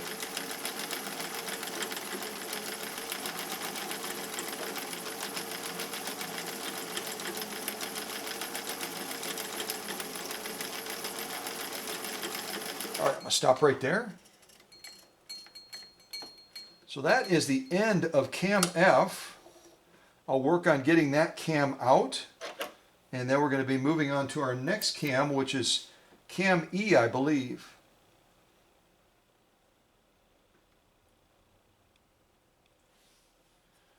Yeah, let me give that a clip, and we'll take a look at. Oh, okay. I kind of sewed over my own thread there on the back. Oops. Well, we'll ignore that. Yeah, I ended up sewing over my own thread, kind of got in the way, and I sewed over it. Well, that happens, doesn't it? Okay. So you can just squint your eyes and then it'll look like I didn't sew over my thread. But I did. All right, get that out of the way. And we'll look at these once, maybe after I do the next cam with cam E, and then we'll look at all these stitches together, okay? Let me get that into place. Now what I need to do is I need to go to my stitch selector and I need to rotate it all the way clockwise so that I can remove the cam that we just used, right? I got to come up over here. Yeah, I think that's a pretty good shot. And I've got to take my stitch selector and I've got to move it all the way. Again, my needle is clear of the material. Keep clicking, keep clicking. As far as you can go clockwise, you get to your final stop point, and then you come back between these 2 points right in the middle. And that's going to release that finger so you can remove the cam safely, okay? I'll take that cam out, cam F. And now I'm going to take my next cam, cam E, this one right here. I don't know if you can see that or not. I'll hold it like right over there. I got my screen pointed away, so I have no idea what you're seeing. There we go. Yep, cam E. I'm going to put that one in next. And again, you just slide it over that shaft gently. And periodically you can take a Q-tip swab. I can even do it right now. You'll take a Q-tip swab and you can either put just a little bit of a light, you put a little bit of a light oil on the inside of here so it slides over that shaft more easily. Or you can put it directly on the shaft. Probably putting it on the shaft would make more sense. So you only have to do it once, potentially, at least during a premiere. You may have to do it more often at home.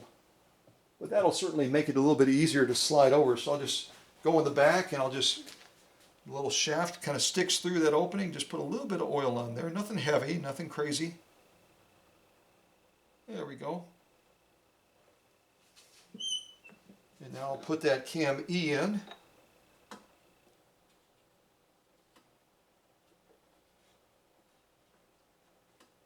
This one's a little bit more tight.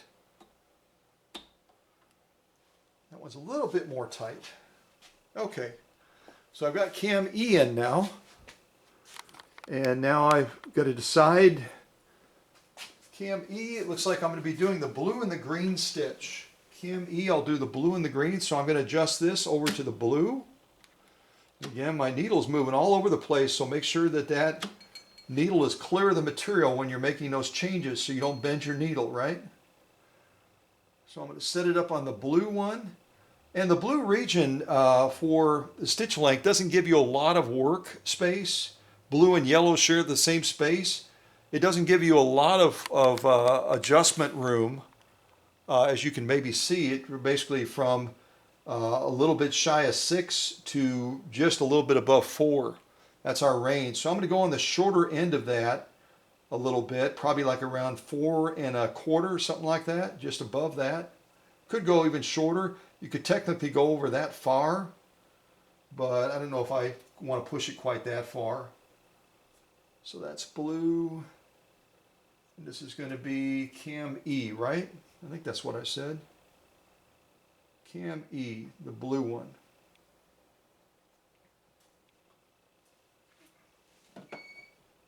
I'm making sure I have the correct cam in. You never know, right? You never know. All right, right about there, right about there. I think that's pretty good.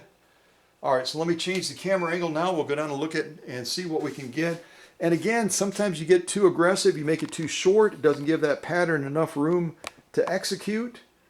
So I'm going to have to reevaluate that real quick before I start sewing and just make sure I haven't gone too crazy short so we can give that tri-motion room to do what it needs to do, right?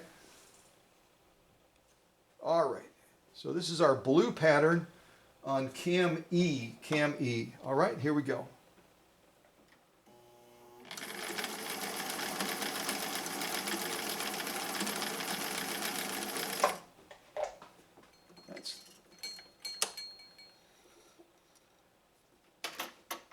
Hold on 1 second.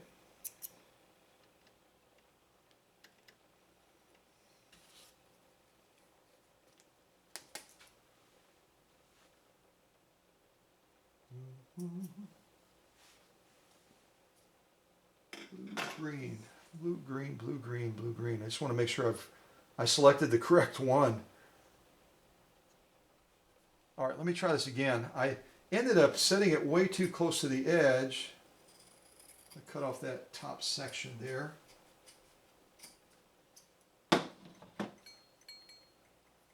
Some of the, like I said, some of these patterns work well and some of them don't, and I'm just trying to remember, maybe I miswrote that this particular cam will work well with that blue one. We'll try it one more time. If it does something goofy, then I'll move on to the green stitch, because I may have miswritten down what that was.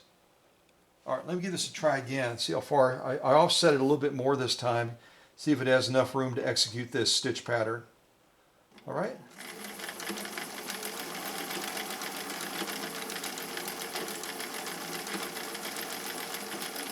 Yeah, I think I misread that one. So let me take this one out. We're gonna cut that one off, and I'll go to the green pattern. I'm gonna set the ones we've already done right here. And that's the problem when you take a machine and you get it to try to do something that it was designed to do electronically using a circuit board, and all of a sudden you're getting to try to do it mechanically. It isn't always happy.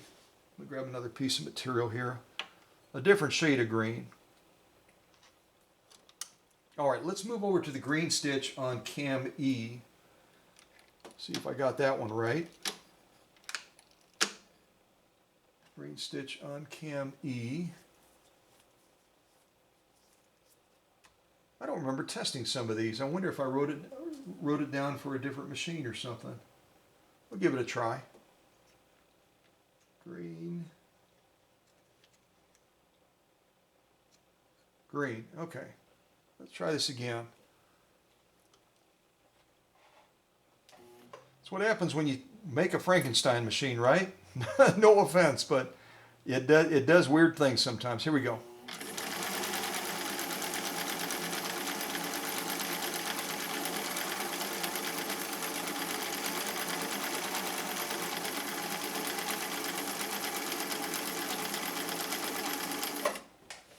All right. So I'm going to cross, for cam E, I'm going to cross blue off, unless I can figure a way to adjust it so it'll work on that one. So now cam E, we're only going to do this one stitch, which is really a cool stitch. I could have even gone maybe a little bit shorter on that and tightened that up a little bit more. I'm going to sew it one more time. I'll see if I can shorten that stitch length a little bit more and get even more clarity out of this stitch pattern, okay? Let's see if I can do that. All right, set this up again. And what I should do, and I meant to do this as a tutorial, as a lesson, as a DIY, when you're using these Husqvarna foot controllers, like the one that I used as a replacement for TJ's machine when the other one fried, and you're sewing slow a lot with them, they can have a tendency to get a little bit warm. Let me come out on this shot. There we go. They can get a little bit warm because they're designed for, they're designed for sewing, at a decent rate of speed. They're not designed for sewing super slow. And that's why you got the slow gear. You can slow it down with the slow gear. So periodically what I do when I'm sewing with them is I use, it's called a Newbie infrared thermometer. And what it allows me to do is it allows me to test the temperature of that foot controller to see if we're getting too warm. We're at about 73.5, that's fine. You test different parts. 75.9, 77.1. See if I get anything higher than 77.1. So the highest temperature I'm getting right now is 77.1. That's perfectly fine. But certain foot controllers, which include the Husqvarna ones that have capacitors inside of them. There's capacitors inside of this foot controller, just like there are inside of the motor. You've got to be careful how much slow sewing you do. If you try doing too much slow sewing and you don't use that slow gear, your foot controller will start to heat up, and it can actually cause the foot controller to fail because it'll retain all that heat in there, and it'll cause that capacitor to fail. And then what'll happen is your machine will just start running crazy. You'll have to unplug it. Okay, so just be mindful of that. So we're going to try the same stitch one more time. I'm going to go shorter on it than I did the first time. And we can see if we can add a little bit more clarity to that green stitch that is on cam E. Okay, a little bit more clarity, a little bit more definition. All right, here we go.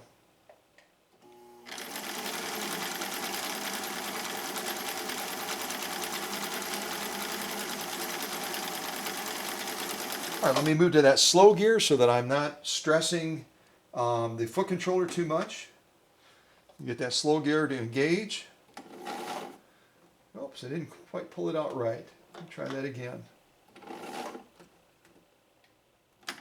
There we go.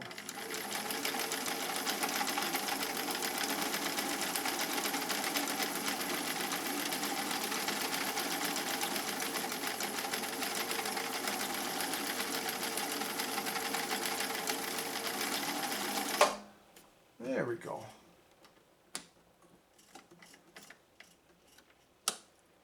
Yeah, that's what I was aiming for. See how we changed the look of that pattern dramatically? Can you see that? Oh, we didn't zoom back in, did we? We're way out in La La Land. Hold on a second. See how we changed the look of that pattern dramatically by changing the stitch length within the boundaries of that green and red region on the controller for stitch length. We gave it a totally different look, didn't we? Yeah, that's cool. All right, let me get this adjusted back. I think I'll put on a little bit of music. Put a little bit of music on for me. You may not need the music, but I think it's good for me.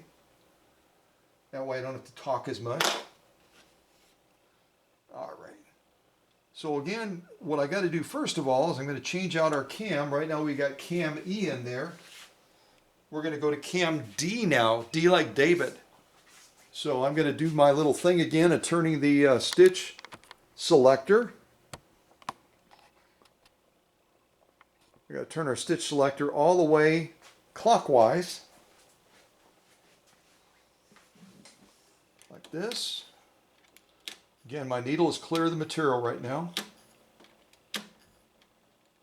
I've gotten all the way to the end where you'll see the little button symbol.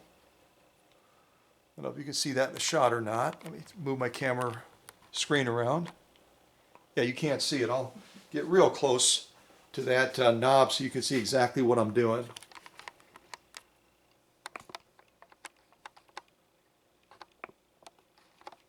There you can see that button now.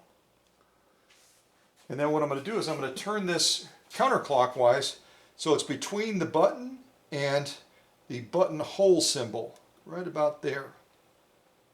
And what that's going to do is right in that middle point, it's going to pull that finger back, and then I can go ahead and safely remove cam E from the machine. Try to remove cam E.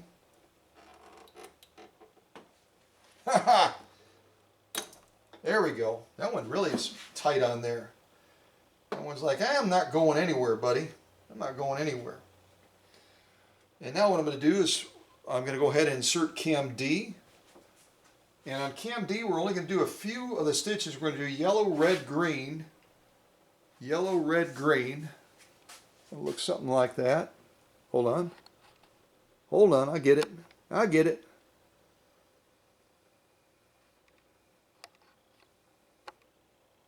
Go to yellow, red, and green. We do something like that. Give these a try. Hopefully I wrote my notes down correctly when I was testing it to see, with converting this to a mechanical machine now, which ones would work well for TJ. So I'm going to put cam D in now.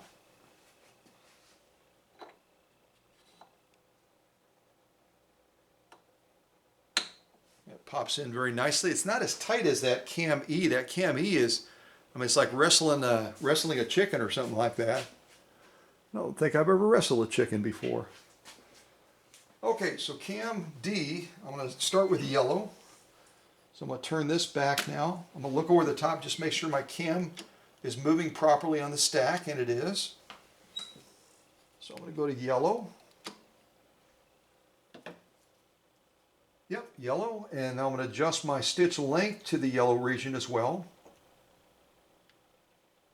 Yeah, probably right about there. And my stitch width is already on that rainbow setting, number 4, so it's already going to be in the proper place.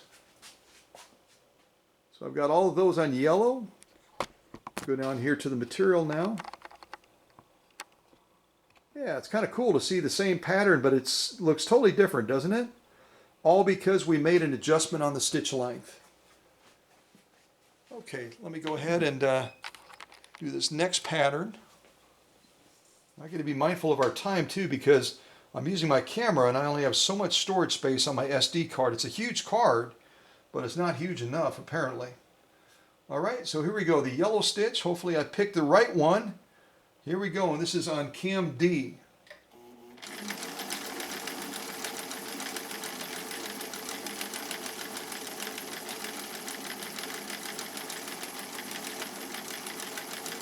See that tri-motion, moving that back and forth, needle movement and feed dog movement at the same time. There we go. I'm going to stop right there. Yeah, it's kind of a cool pattern. Kind of has a floral look to it almost, doesn't it? Kind of has a floral look, like little branches. Let me do our next one, and then we'll take a look at all of them. So that was our yellow stitch on cam D. Now we're going to go to our red stitch. I'm adjusting that stitch length, that stitch selector off camera. Now I'm going to move my stitch length over to the red region.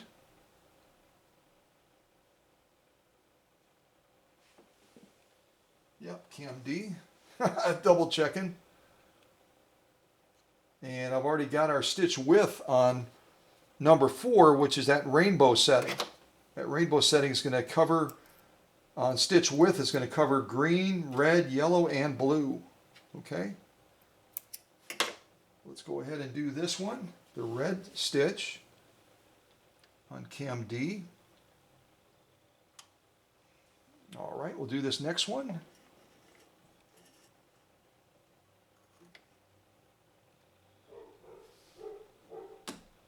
I hear Hank barking at something.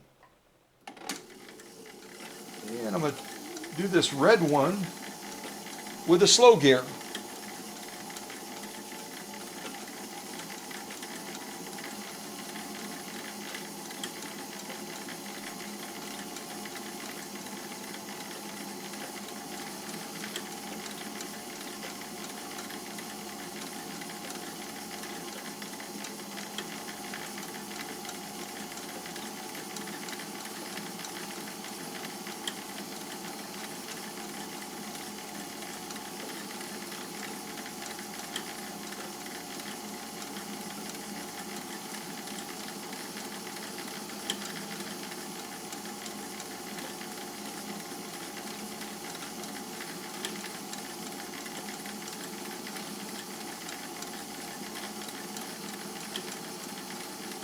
All right, I'm going to finish it off at full speed.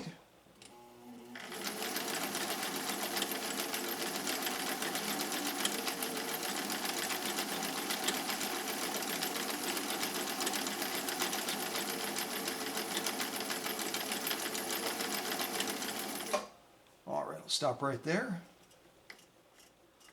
And it's interesting too, when you are sewing at full speed versus at the slow gear, the feed sometimes will be just a little bit, just slightly different on that stitching, just slightly different. Okay, yeah, it's kind of a fun stitch. Has almost like a peak and valley to it on the edge there. There it is. So that is the red stitch on cam D. And now I'm going to do the green stitch on cam D. I'm glad I prepared this extra material. We needed it, didn't we? We definitely needed it. Okay, so here is green stitch. I'm going to go ahead and adjust the stitch selector over to green. I've already got it in the right spot. Yeah, let's do this next one. This is going to be the green stitch on cam D. Let's see what we think of this one. All right, here we go. Oops, I may have started too short. See how I'm not getting any traction? I'm not getting any traction. Rotate that needle up. I'm going to adjust my stitch length just a tiny little bit longer. I set it a little bit too short, I think. All right, let's give this a try again.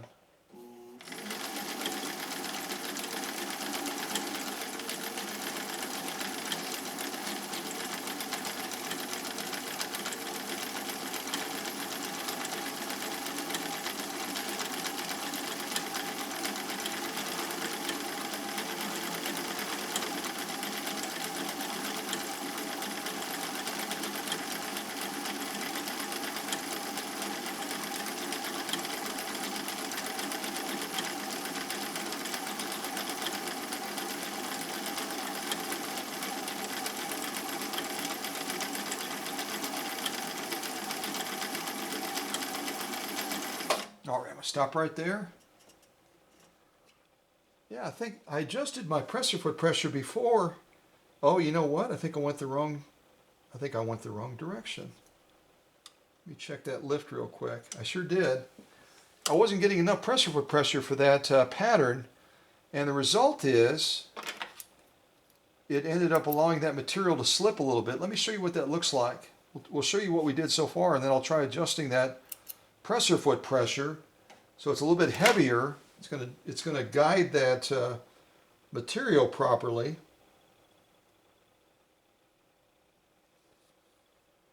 Let me just check that lift again. Yeah, that feels right now. See, if you don't have enough presser foot pressure and you're doing a decorative stitch like that, what can happen, let me turn my screen around. What can happen is while it's trying to feed it, we'll look at all these together. See, it started out pretty good, and then as it started to feed and get into the middle of the material, it started bunching a little bit. See the bunching right there? Right there especially. That's a feed issue. That means there wasn't quite enough presser foot pressure for that stitch to stay consistent all the way through. So let that be a lesson. And here I had set the stitch length too short, and we were spinning right there. The material wasn't advancing, so we started overlay, overlay, overlay, and it wasn't going forward. I adjusted the length a little bit longer, and all of a sudden we started flowing nicely. But then as it got into the middle of the material, the press foot pressure wasn't enough, and we started slipping a little bit. Going through there. Press foot pressure, I can't emphasize how critical that is when you're doing sewing. It's one of those things. I've met numerous people where they say, I never knew what presser foot pressure was. I didn't know I could adjust that. I didn't know I was supposed to adjust that. That's why I was yanking on the material, or that's why I was pushing the material to try to get the desired result, right? And all of a sudden they're like, oops.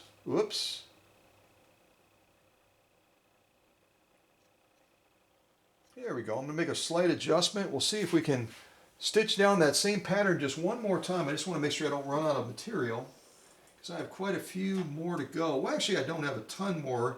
I've got 1, 2, 3, 4, 5, 6, 7, 8, 9, 10, 11. Well, I do have 11 more stitches to do, potentially, if I do all of them.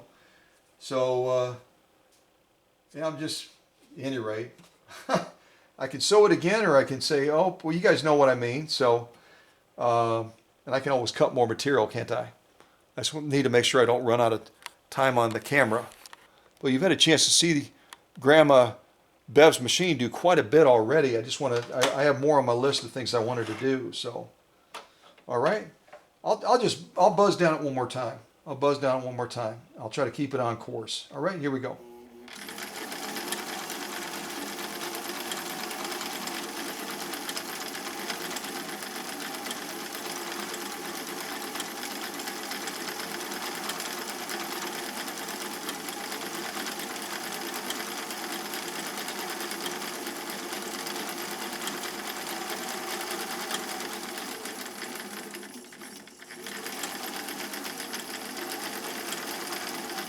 All right, I'm going to stop right there.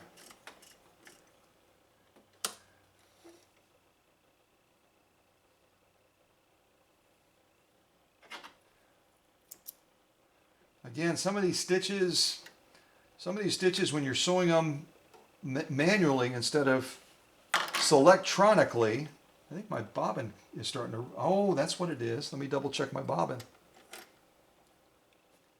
My bobbin is running low, I think. If your bobbin is running low, it can also start to do some odd things. Let me get that thread in the back.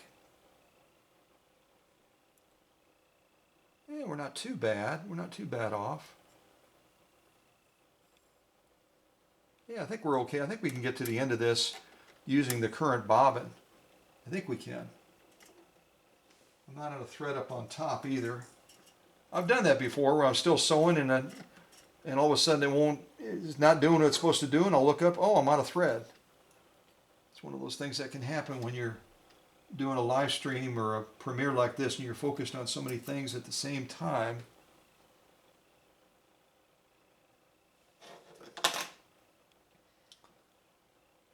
Yeah, that looks a lot better. I'm still not completely satisfied with it, but I'm going to go down the rest of them and then we can, I bumped up the pressure foot pressure a little bit higher, but maybe not quite as far as it needs to be. Yeah, that does look better. What we had here compared to what right there, but all right, let me move to the next stitch. It's going to be stitch D, and I think we done them both. Yep, we just did the green one. Green one is kind of iffy. It seems to be moving pretty well. I'm going to do cam C next. Cam C. So I'm going to take my stitch selector. I'm going to move it all the way clockwise, like I've done numerous times. And I'll see if I can remove that cam D from the back. There we go. Now I'm going to do cam C. And on cam C, I'm going to do yellow, red, and green is kind of what I'm planning to do. I may end up shortening that list because of the amount of space I have left on the material. Let's see here. Yellow, cam C.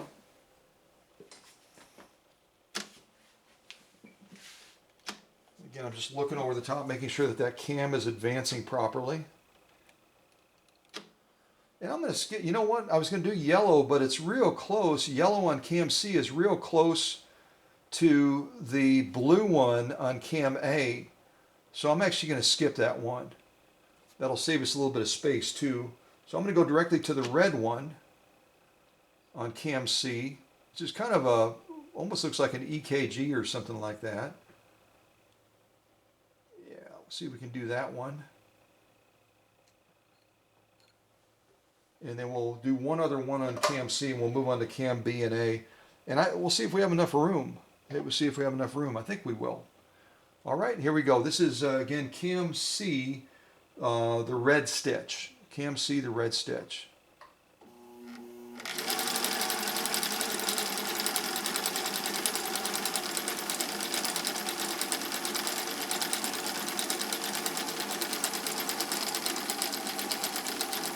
You look at that pressure foot pressure again real quick.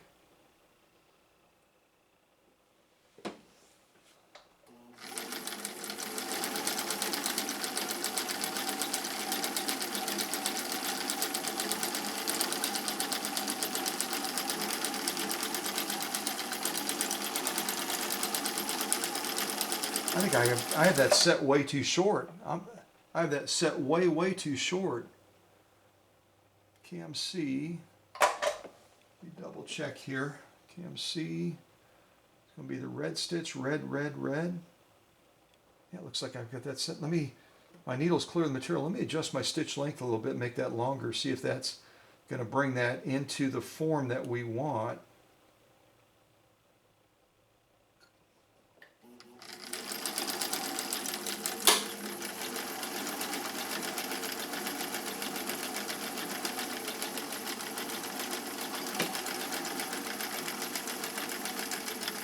Well, I think I'm going to cross another one off the list. These are ones that I thought I had tested and got some good results with the conversion to this machine, but I'm not liking the look of that one at all. I'm not going to like the look of that one at all. That was Cam C, the red stitch. So I'm going to go to the green stitch on Cam C. Yeah, when you make a Frankenstein, there's all kinds of interesting things that can happen. So, all right, let me cut that one off. I don't like the look of that at all. I'm not even going to show that to you. So that's going to be Cam C. Yeah, we're going to go to the green one now. Cam C green. Cam C green. Hopefully that one cooperates. All right.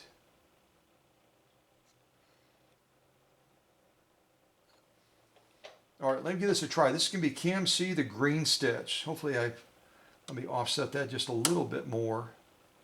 I don't remember if this has tri-motion or not. When any of those tri-motion stitches, you just need to offset it just a little bit more. Let's give this a try.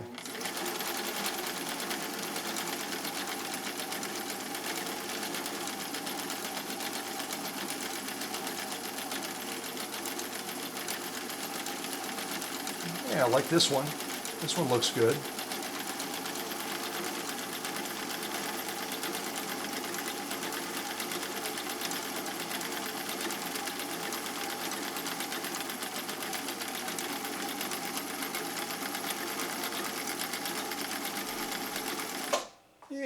Yeah. I like the look of this one much better than the last one, although I didn't sew it too straight. This has kind of that EKG look. That's kind of what I was looking for. All right, so that is Cam C, the green stitch. Now we're going to go to Cam B. We are just about out of time. We are just about out of time. I know we're getting real close on what this camera can support. Making sure I'm not out of thread yet. It doesn't look like I am. I'm getting close. I may run out of time on the camera or run out of time on the thread first. I don't know which is going to happen. We'll see.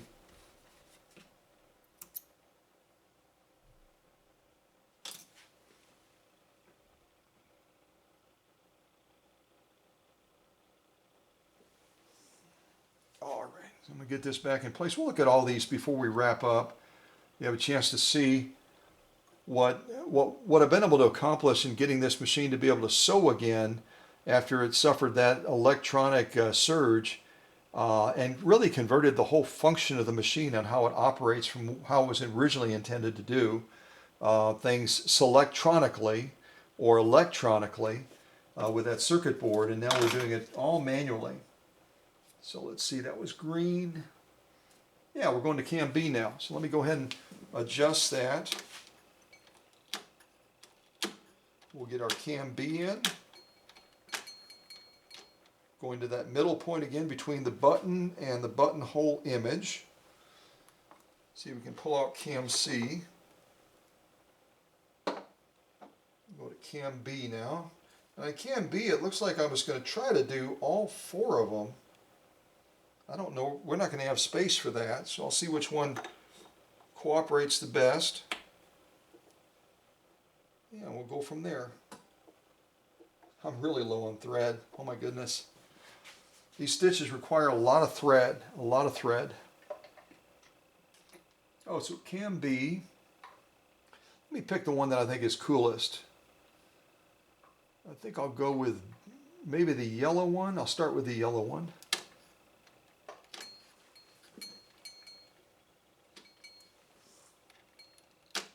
Okay, try yellow.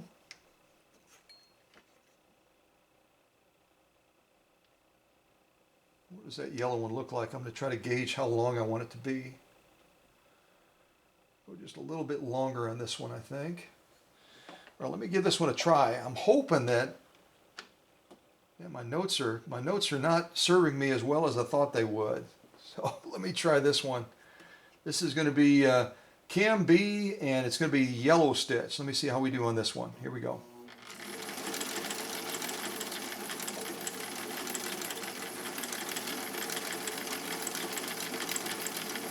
Oops, my thread is on top of the presser foot. How did I manage that?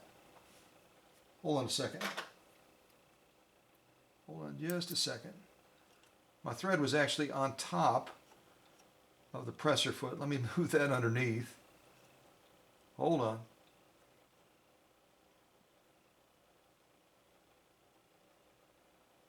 All right, let me put that back down. I'm hoping we can finish this off.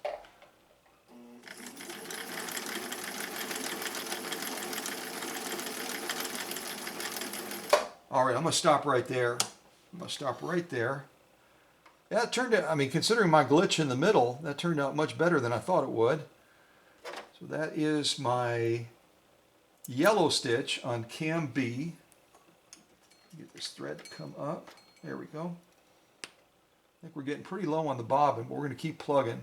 I was going to try to show you how I wind a bobbin on this machine because it's a little bit different.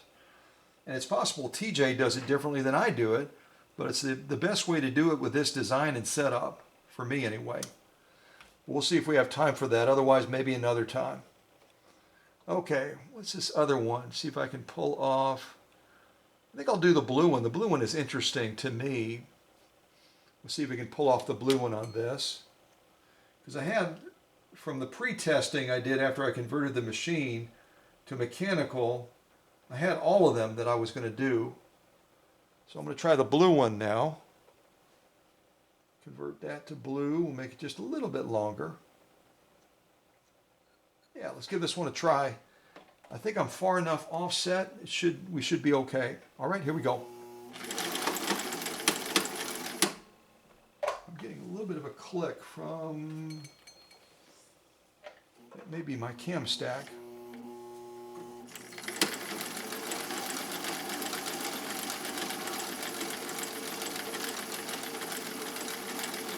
Oh yeah, it was stuck. It was that's interesting. It was stuck. The finger must have just stuck a little bit because it was still trying to sew the original stitch, and then it went into the stitch that I wanted. So that was my fault. I don't think I had the knob turned all the way over. And that's what happens when you've got a mechanical machine that used to be electronic, or as they're calling it, selectronic. Sometimes if you don't get that knob position just right, the machine will do interesting things, to say the least. All right, so I'm going to cut off my little glitch on the end. I didn't have that knob all the way in.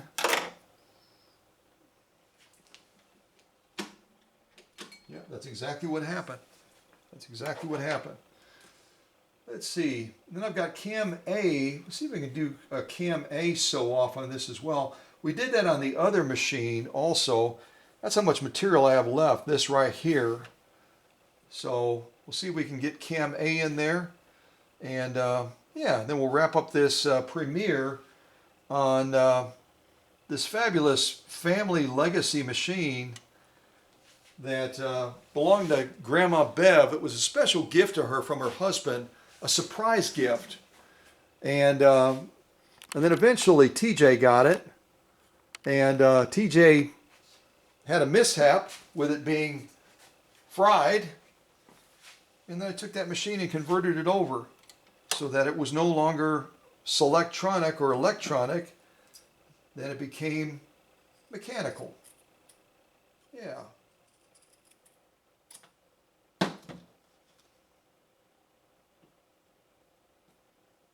Interesting.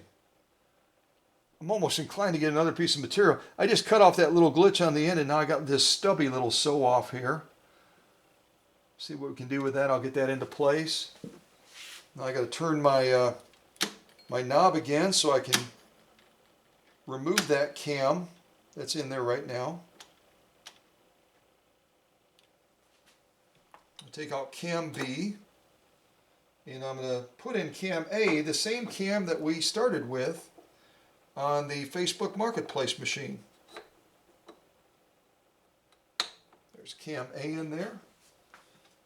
And I was planning on trying to do several of these on cam A, but I only have a hiccup amount of space.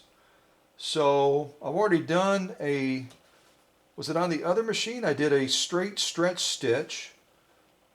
And then we've got the orange stitch, the blue stitch, I've already done one similar to the blue one.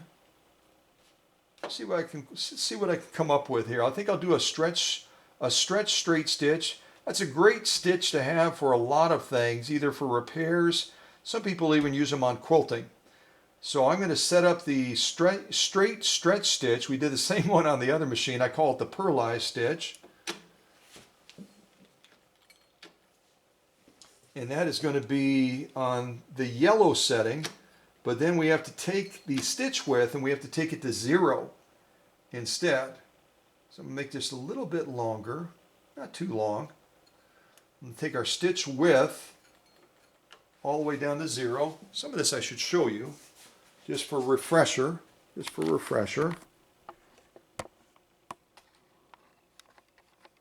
So I put the cam in the back by turning it like I showed you before. And then I set it on yellow on the longer range, slightly longer to give that stitch a little bit more room to work with. And then I've got to also take my stitch width down here, and I've got to set it on 4, which is covering green, red, yellow, and blue, right? All 4 of those. Yeah. Let me move back over to the material, my stubby little material, after I didn't put that all the way in the right spot, and it started to re-sew the same pattern again. Let's see if we can do this one. This is going to be our stretch straight stitch. It's one of my favorite stitches. I think it's really pretty. Kind of gives it that pearlized look. I'm just going to move this back a little bit because I don't have much room to sew with. I could certainly get more material out, but I think we're about done. All right, so let's do this stretch straight stitch. And I just realized I misguided you a little bit. I said what I was going to do, and then I did something different. I went into autopilot, muscle memory, and I started to set our stitch width to the rainbow setting on number 4. That's the wrong thing to do for this stitch. For this stretch straight stitch, the yellow one right there, you need to set your stitch width back to 0.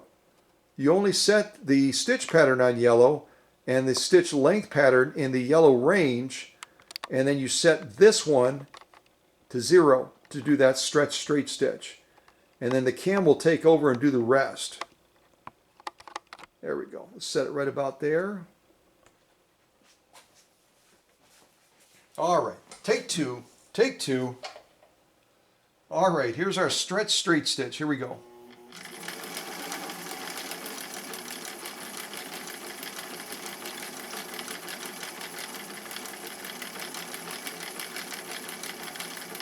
You can see how it's taking that and it's overlaying it back and forth using the feed dog movement, that try motion, and then it gives us a beautiful pearlized stitch. And you can see here, unlike on the 6460 that I sewed on first, the one from Facebook Marketplace, on this one I made that stitch length just a little bit longer, and it gives it enough room to execute that stitch more effectively and with greater clarity. I don't know if you can see that. It's a much cleaner, more clarifying stitch than we got on the 6460 on Grandma Bev's 6570 on TJ's 6570.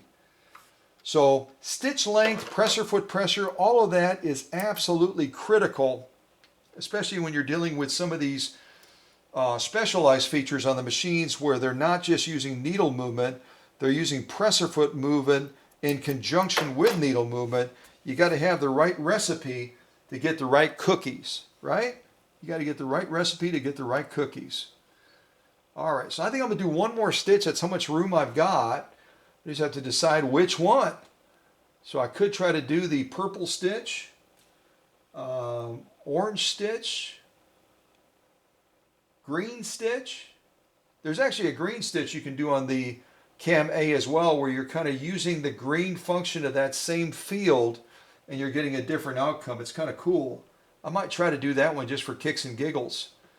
So I don't even have a green stitch on there, but I can still do a green stitch because it's part of the purple. So you can see I've got a purple one here. Actually, you can't see that at all.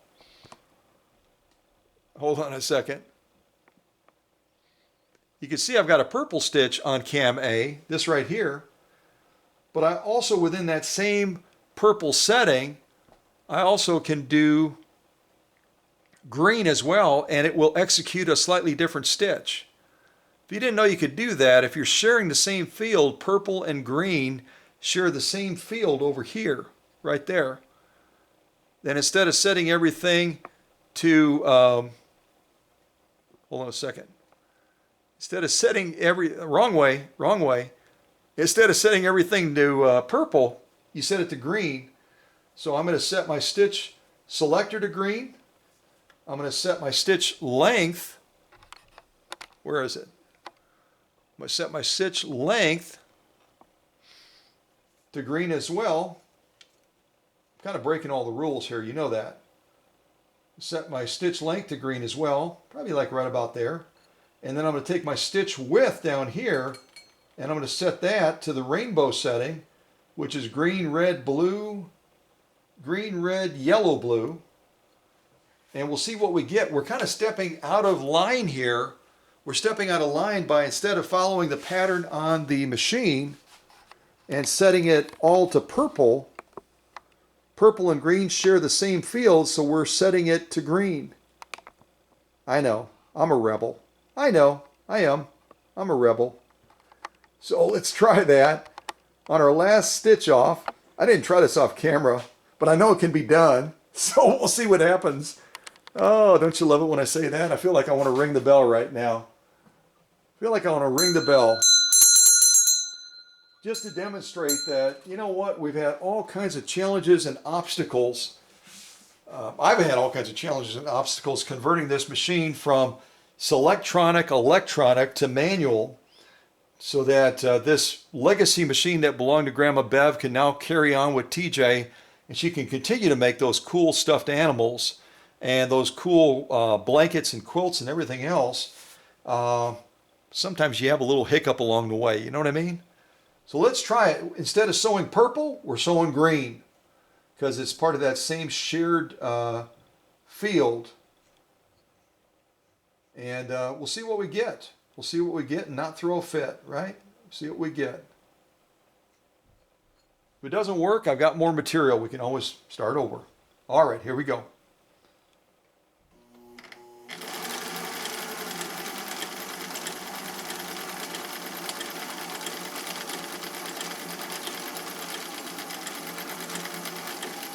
Go a little bit longer, just a little bit longer. Needle's clear, a little bit longer at the end here.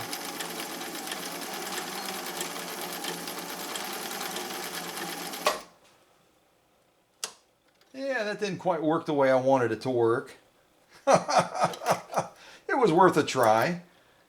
Kind of coloring out of the lines a little bit. It didn't quite turn out the way I wanted it to turn out, but at least I tried it. So I'm going to cut that off.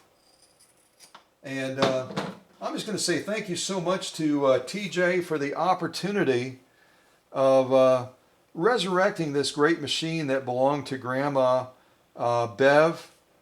And I'm going to set up all the sew-offs that we did on this model 6570.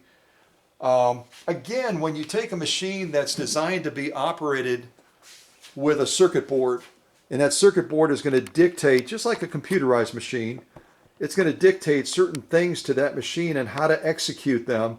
And all of a sudden that board is gone. It's fried. It's done.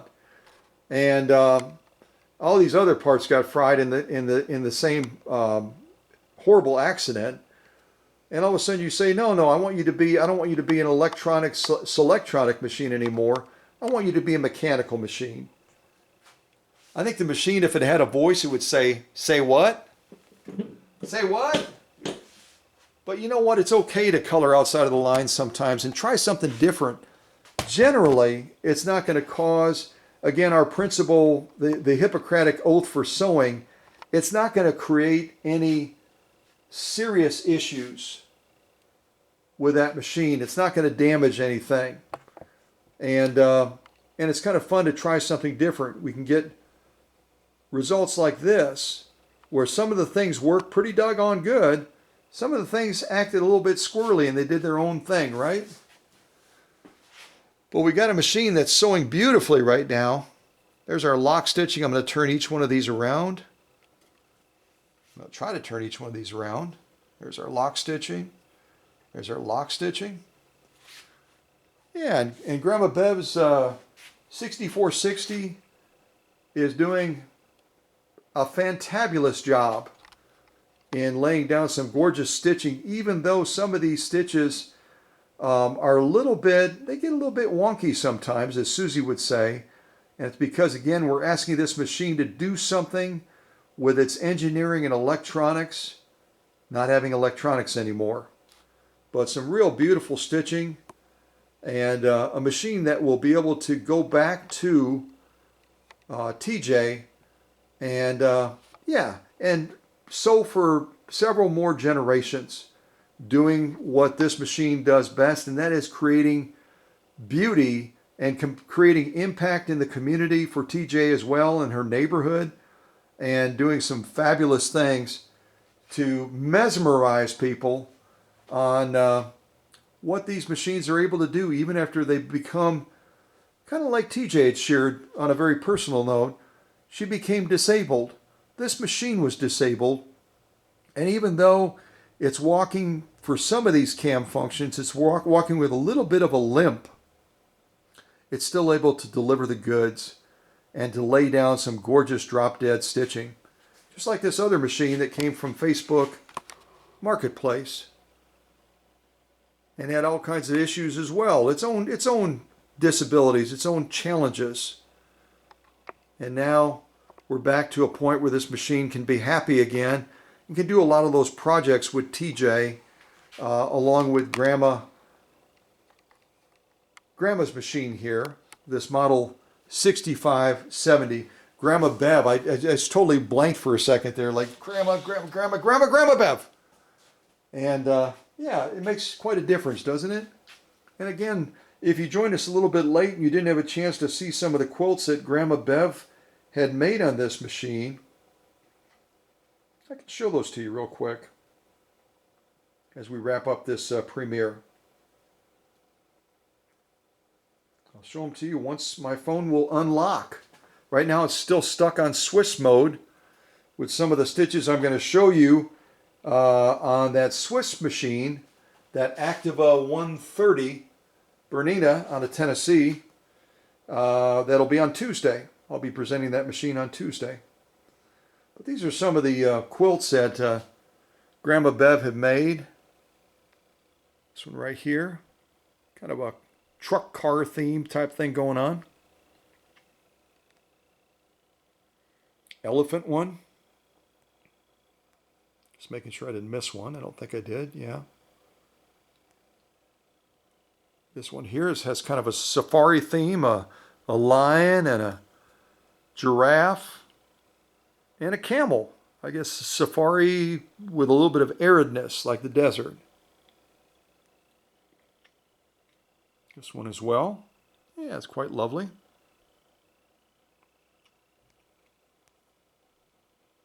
Cow theme. Can never go wrong with cows. Kind of a baby blanket, it looks like. And these are all the quilts again that TJ made on Grandma's 6570. And to make these quilts, you don't need all these fancy cam stitches. So even though this machine, after being converted from death to life and from selectronic or electronic to manual, you just need a really, really good straight stitch.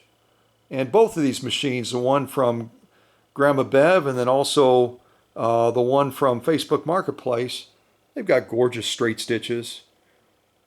Gorgeous straight stitches. So you can make some fabulous quilts. We're back to that. That's the Swiss one again. You're going to see on Tuesday. Some absolutely gorgeous quilts using just a good old-fashioned straight stitch. So there you go. God bless all of you. Thank you again to TJ for the opportunity of having both of these machines in the workshop. They were a handful. They were a challenge, but a good challenge. And it's always great to wrap up and to be able to celebrate outcomes like this for a machine that wasn't able to do anything, and all of a sudden it can do stitching like that, and like that. Yeah, and like that. All right, a little bit of music to wrap us up. Come out on this shot so you can look at all the parts that TJ is going to use for a shadow box over here that came off of Grandma Bev's sewing machine. It's kind of almost looks like a field of dreams and a field of something, doesn't it? There you go. I do the impossible every day in the workshop, and this certainly is in that category. So God bless everybody. Take care, and thanks for joining us.